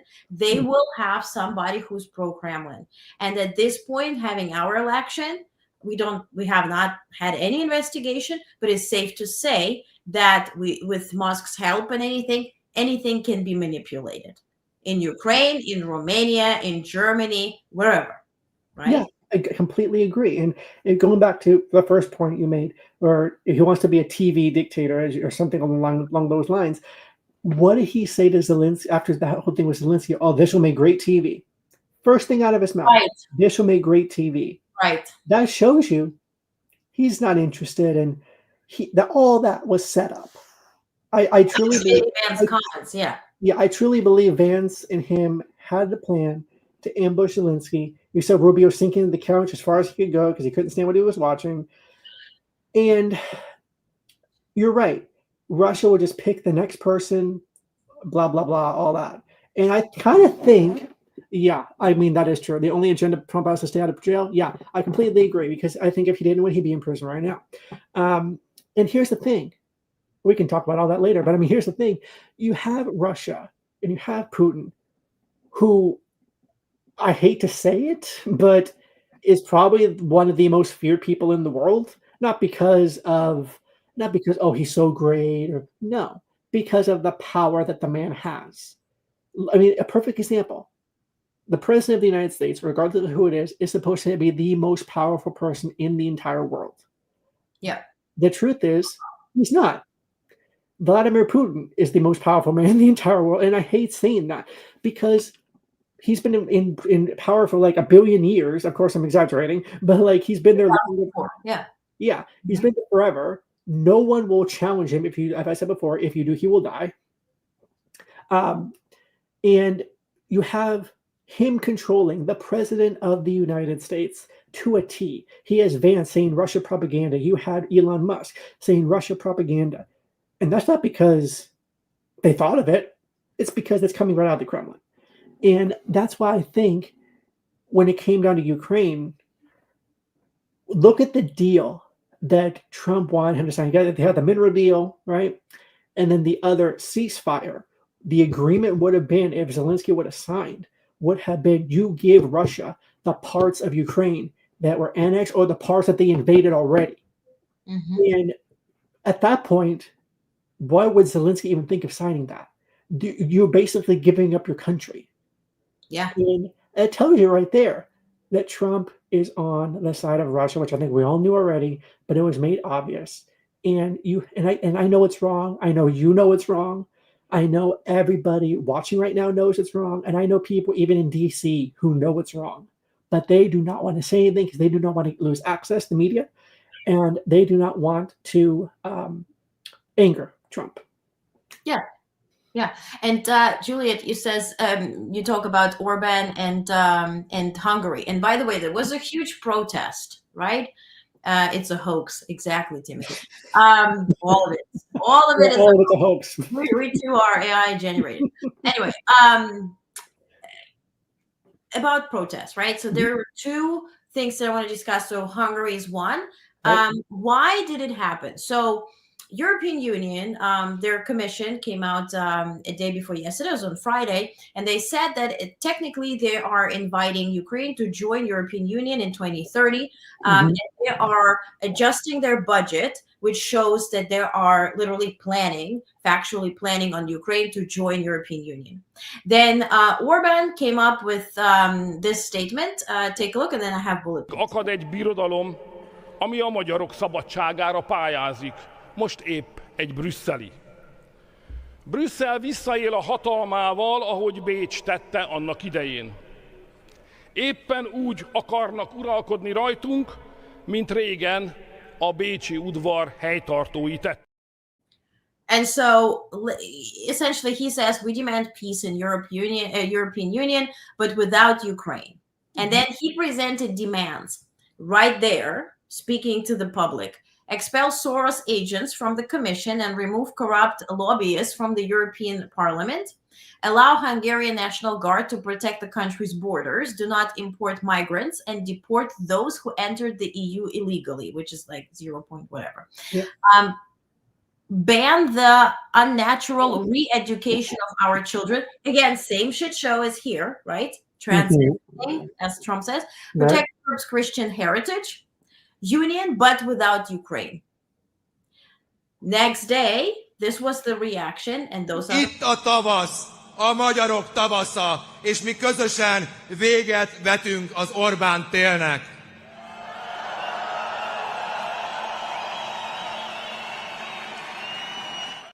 It's the masses, right? How big the protest is. And so they're trying to push him out. Now, the guy who was speaking is the opposition. With the protests ongoing, finally today, the opposition leader held a speech, and he told Orban in Russian, the game is over. In Russian.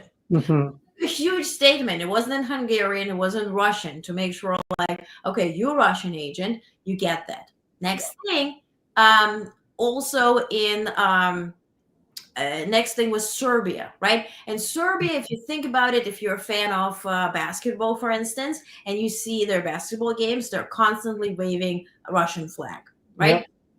And I was of the opinion that they're very pro-Russian. Obviously, the government is pro-Russian.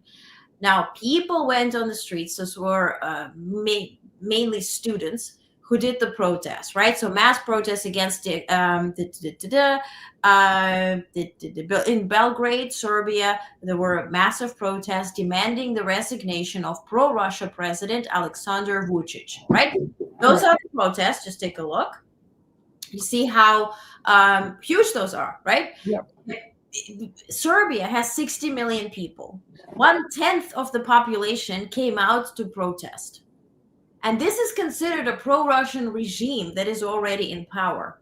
Mm-hmm. So what happened next was, with Putin's help, they did test a new weapon that Russia sort of has been working on.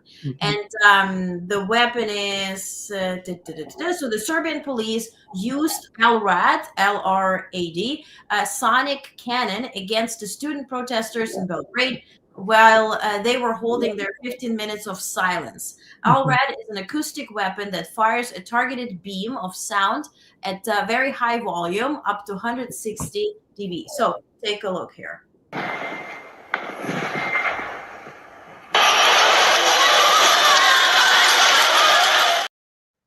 Wow. And this is from Russia with love. This is not Serbia working on it. This is Russia testing another type of weapon, which, by the way, if we were coming back to us protesting in the US, what is the chance that we would get such thing? I mean, that just, people couldn't hold it. They just fell. Yeah, I mean, you said that's from Russia with love. I hate to see what happens if they hated them. But I mean, like, here's the thing. Like, you're right. When you see, and you said that was 1/10 of the population, right? Of the protesting. Yeah. So, but look, just the view that you showed was absolutely incredible to see that many people out there. And you're right. If you know, people, now I'm sure people are going to be saying, as you say, why can't we do this in America? Blah, blah, blah. I will answer that by saying, what happened to that student from Columbia University that was arrested and by ICE and is currently trying to stop himself from being deported? All he was doing was protesting Israel and what they're doing in the war with Hamas, right? What happened to him? He got arrested for protesting. That's not a crime. Those people protesting in that video, not a crime. You should have the right to protest. But what is the Trump administration doing right now? They're trying to say, hey, if you step out of line and you protest something that we don't want you protesting, we're going to find a way to get you arrested. And to this day, Olga, I have asked the White House, I have asked the DOJ, I've asked ICE, I've gotten every statement back saying no comment. What are the charges? What are the charges? We still to this day do not know the charges because I don't think they're opposition. That's the charge, opposition. And so going back to your original point, what would happen if we tried protesting like they did? Probably the same thing, either something like that or probably getting arrested. And I don't think enough people realize it's currently March 16th. It is 9:45 where you are, 8:45 where I am. And we're about 4 days away from being 2 months into this administration. And I don't think people realize that right now, currently, we're having a situation where slowly Trump is trying to be an authoritarian dictator. He is trying to, as you said, play a dictator on TV. And what do? You restrict press.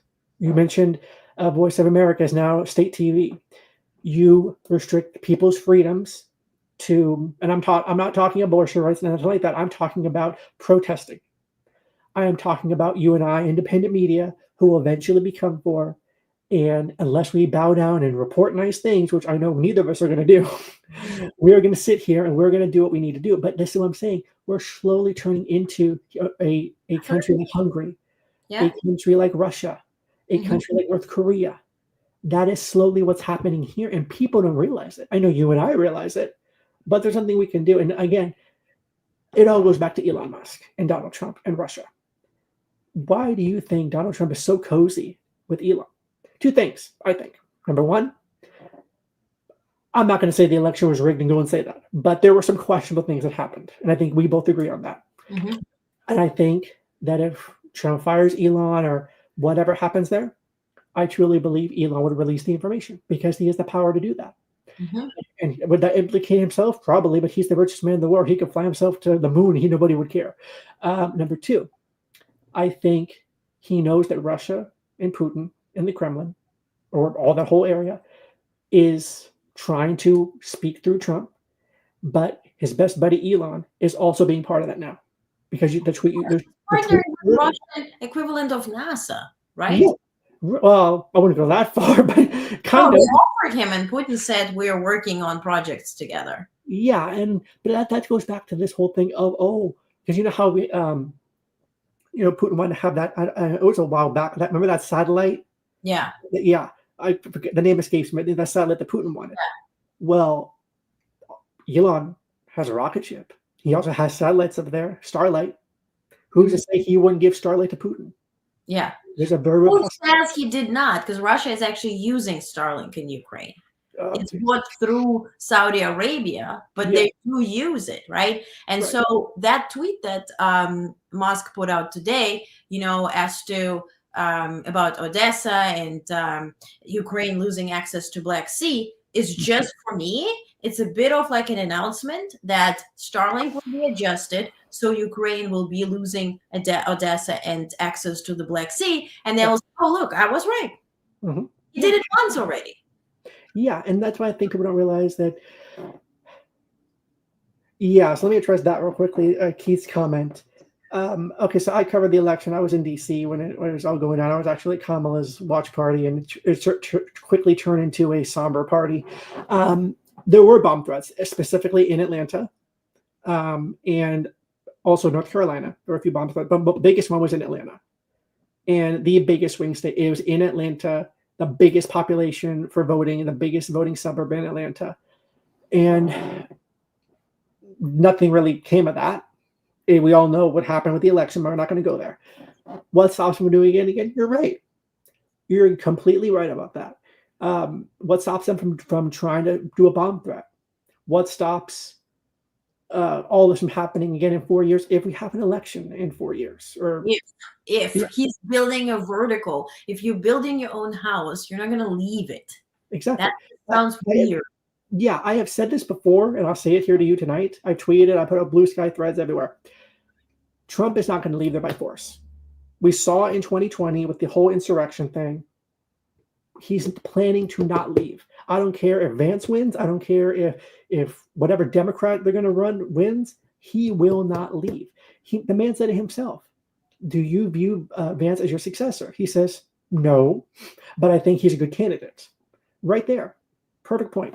Second thing, I saw a political report over the weekend. Steve Bannon wants to run for president in 2028. God help us all. So we got that plan going on. So it kind of tells you the direction. And Stephen A. Smith on the Democratic side. Again, God help us all. So it kind of tells you where where politics is going in this country. You had Joe Biden, who was the most successful president of my lifetime, put so many bills in. I've talked to Biden. I've met Biden. Great man. I've had the opportunity to meet Trump. Don't want to do it. So exactly. Putting it up here, right? Just exactly. And this is not White House propaganda. This is actual facts. You can Google search it yourself. Everything here. And so Olga, one of my friends here in Texas, I went to a soccer game last night.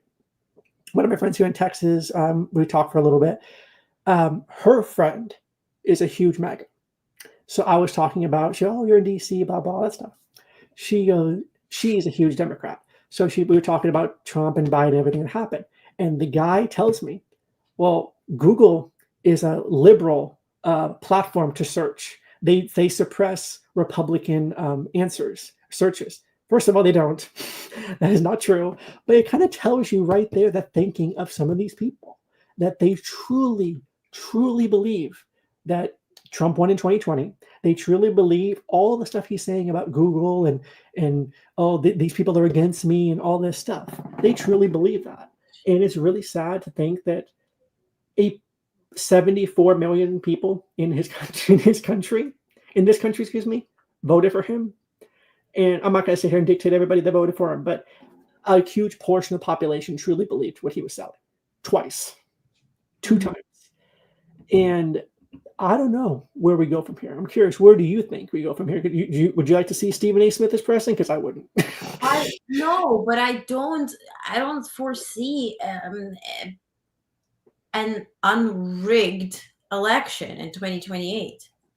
It will be either Vance, because Trump is incapable and Vance is very much prepared, right? And groomed into that. Also, if we pay attention, Russia did a whole OPAD and all this programs showing Melania Trump naked and former escort type of story. They talk about Trump. They say, we're surprised. Oh my God, we're aligning with America, even though he's an orange buffoon. They do not say anything negative about Vance. No.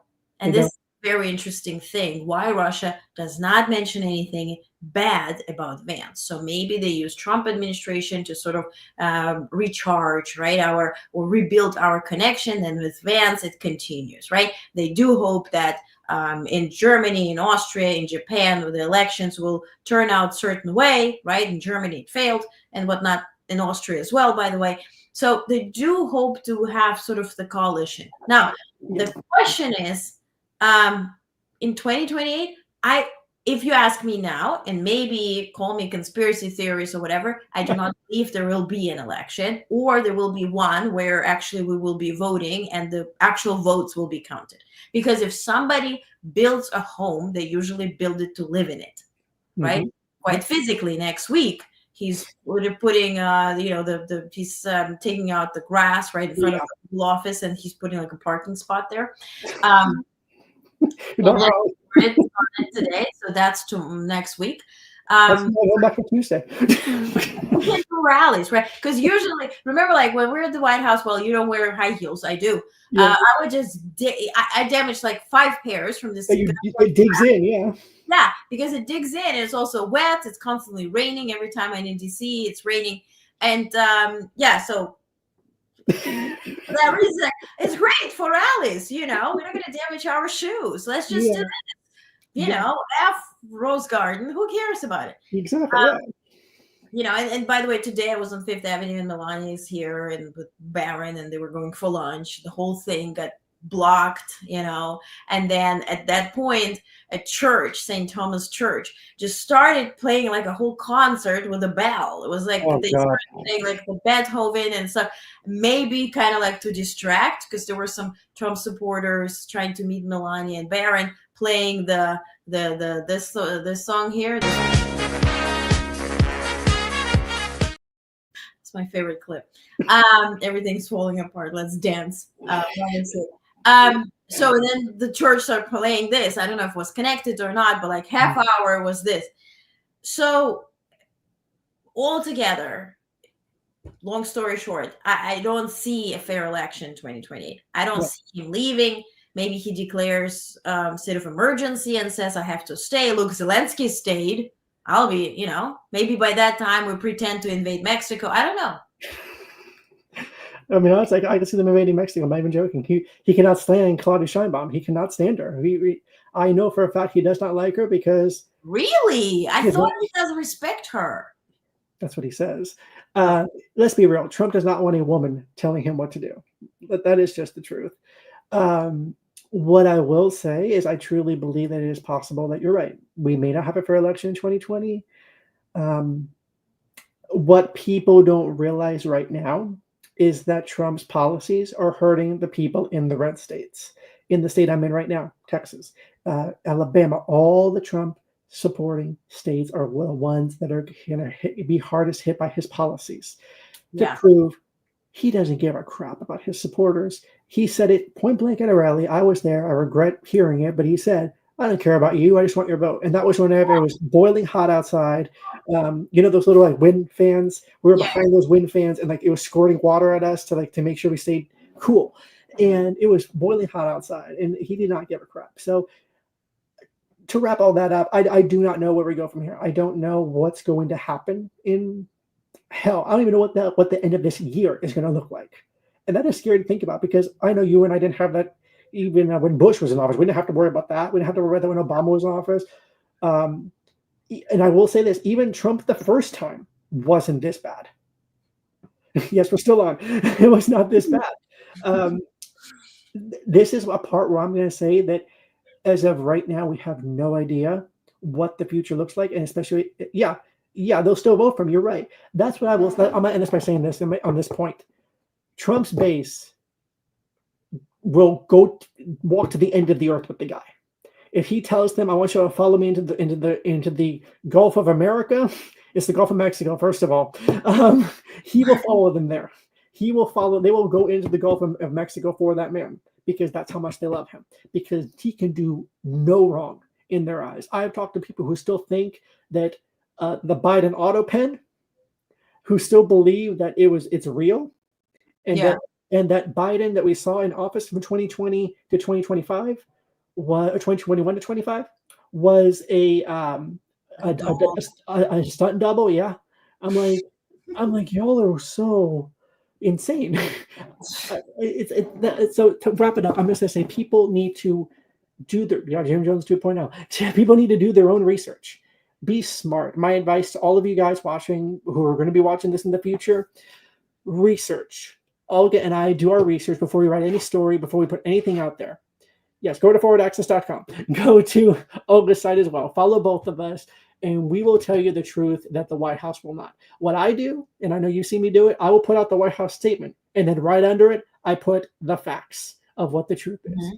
And then you have to do it. There is no other way around it. Yeah, because everything out of that White House is a propaganda. Everything is fake. Everything is inflated. I got, the Trump White House is telling the truth about the liberals. Like, no, y'all are not. So I don't know what's going to happen.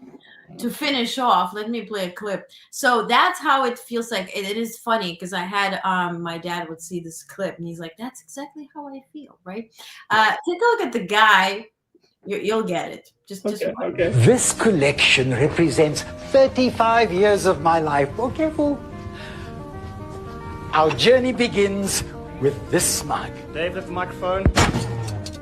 Whoa!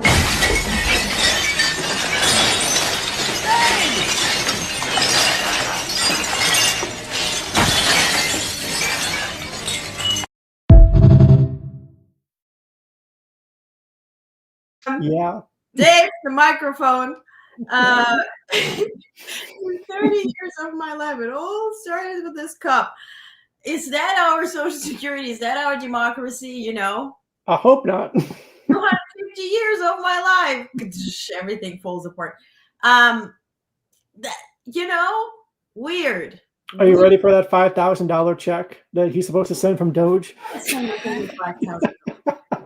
No, maybe like in fake money or something, like the one that you wrap your gum in it. I don't know. For everybody listening, that was our sarcastic question. Thank you, Timothy. We both do, and please follow both of us. Listen, again, I asked for 15 minutes. 2 hours we're here. I mean, listen, thank you. I'm really grateful for you. Time flew by, like literally 15 minutes. So Again, if you ever want me back on, I'll be back. Yes, I want you back on. You guys tell me. You tell Steven. Okay. James is laughing. 5K and then take all our Social Security. You know what? Last thing I'm going to tell you. So remember, White House released this intake form for influencers to fill out to get that seat. The new media. Yes, the new media. And so for a fact, and I've been told that by several influencers who are liberal, that they filled out the form and the algorithms are now blocking them on social media. Yeah. Yeah, this is why I mainly use Blue Sky. I try not to use Threads as much because of Zuckerberg, and TikTok is all this, and it's crazy. Yeah. Please come back. James goes, please come back. Thank you. I'll be back. Okay. If Olga will have me, I'll be back. Yes, I want to have. Yes, absolutely. You're very, very welcome. Once again, if you weren't aware where to follow Stephen, if you're still on Twitter shitter, Stephen Reports. Yes. I like that. It's a shitter.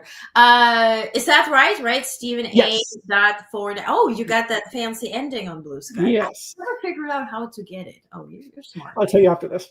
Oh, okay, good.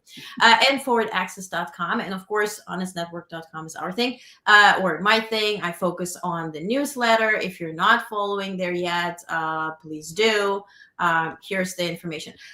What I started, and this was based on our conversation, Stephen knows about it, that we had day before yesterday. I started what's called Honest Eyes, right?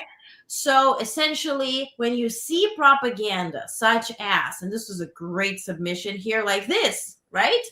Carney is new Prime Minister of Canada. Now this photo makes rounds that he was with Epstein or whatever, but it's all fake. It's all AI generated. So whenever you see something bogus like that, in the latest newsletter, it's also on the side. There's Google Drive. Just upload it. You can write. You can upload screenshots, which will help to debunk that stuff and tell you what's true, what's not. Because there's so many videos that are looking real, but are very much fabricated, as much as photos and whatnot. And especially when you're in election season, such as you are in Canada, this is important to, to see what's right and what's true. Okay? For fuck's sake, says James. On this note, Keith said, we're going to late or skipping the recap. We talked about every single thing that I planned to talk about. So I'm grateful that Stephen stayed with me and added his point of view. I think was very valuable. So we'll be back to my recaps. I will try to do daily, like short, not mega minute, but I was inspired by mega minute. I mean, I'm telling you, this was very it's polished. It's propaganda, but it's polished anyway. Like a daily thing to sum up the news. I'll see how fast I can do it because I'll be focusing on some other stuff. Yeah, everybody's laughing and FFS. Okay, great. Yeah. But thank you so much. It was such a pleasure. We just connected on Instagram. I was like, let's go live. Okay, yeah. It was very fast.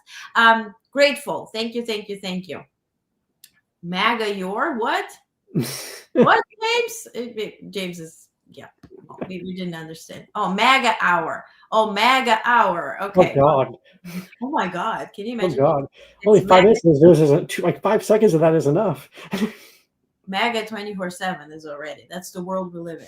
Let's Newsmax now. Thank you.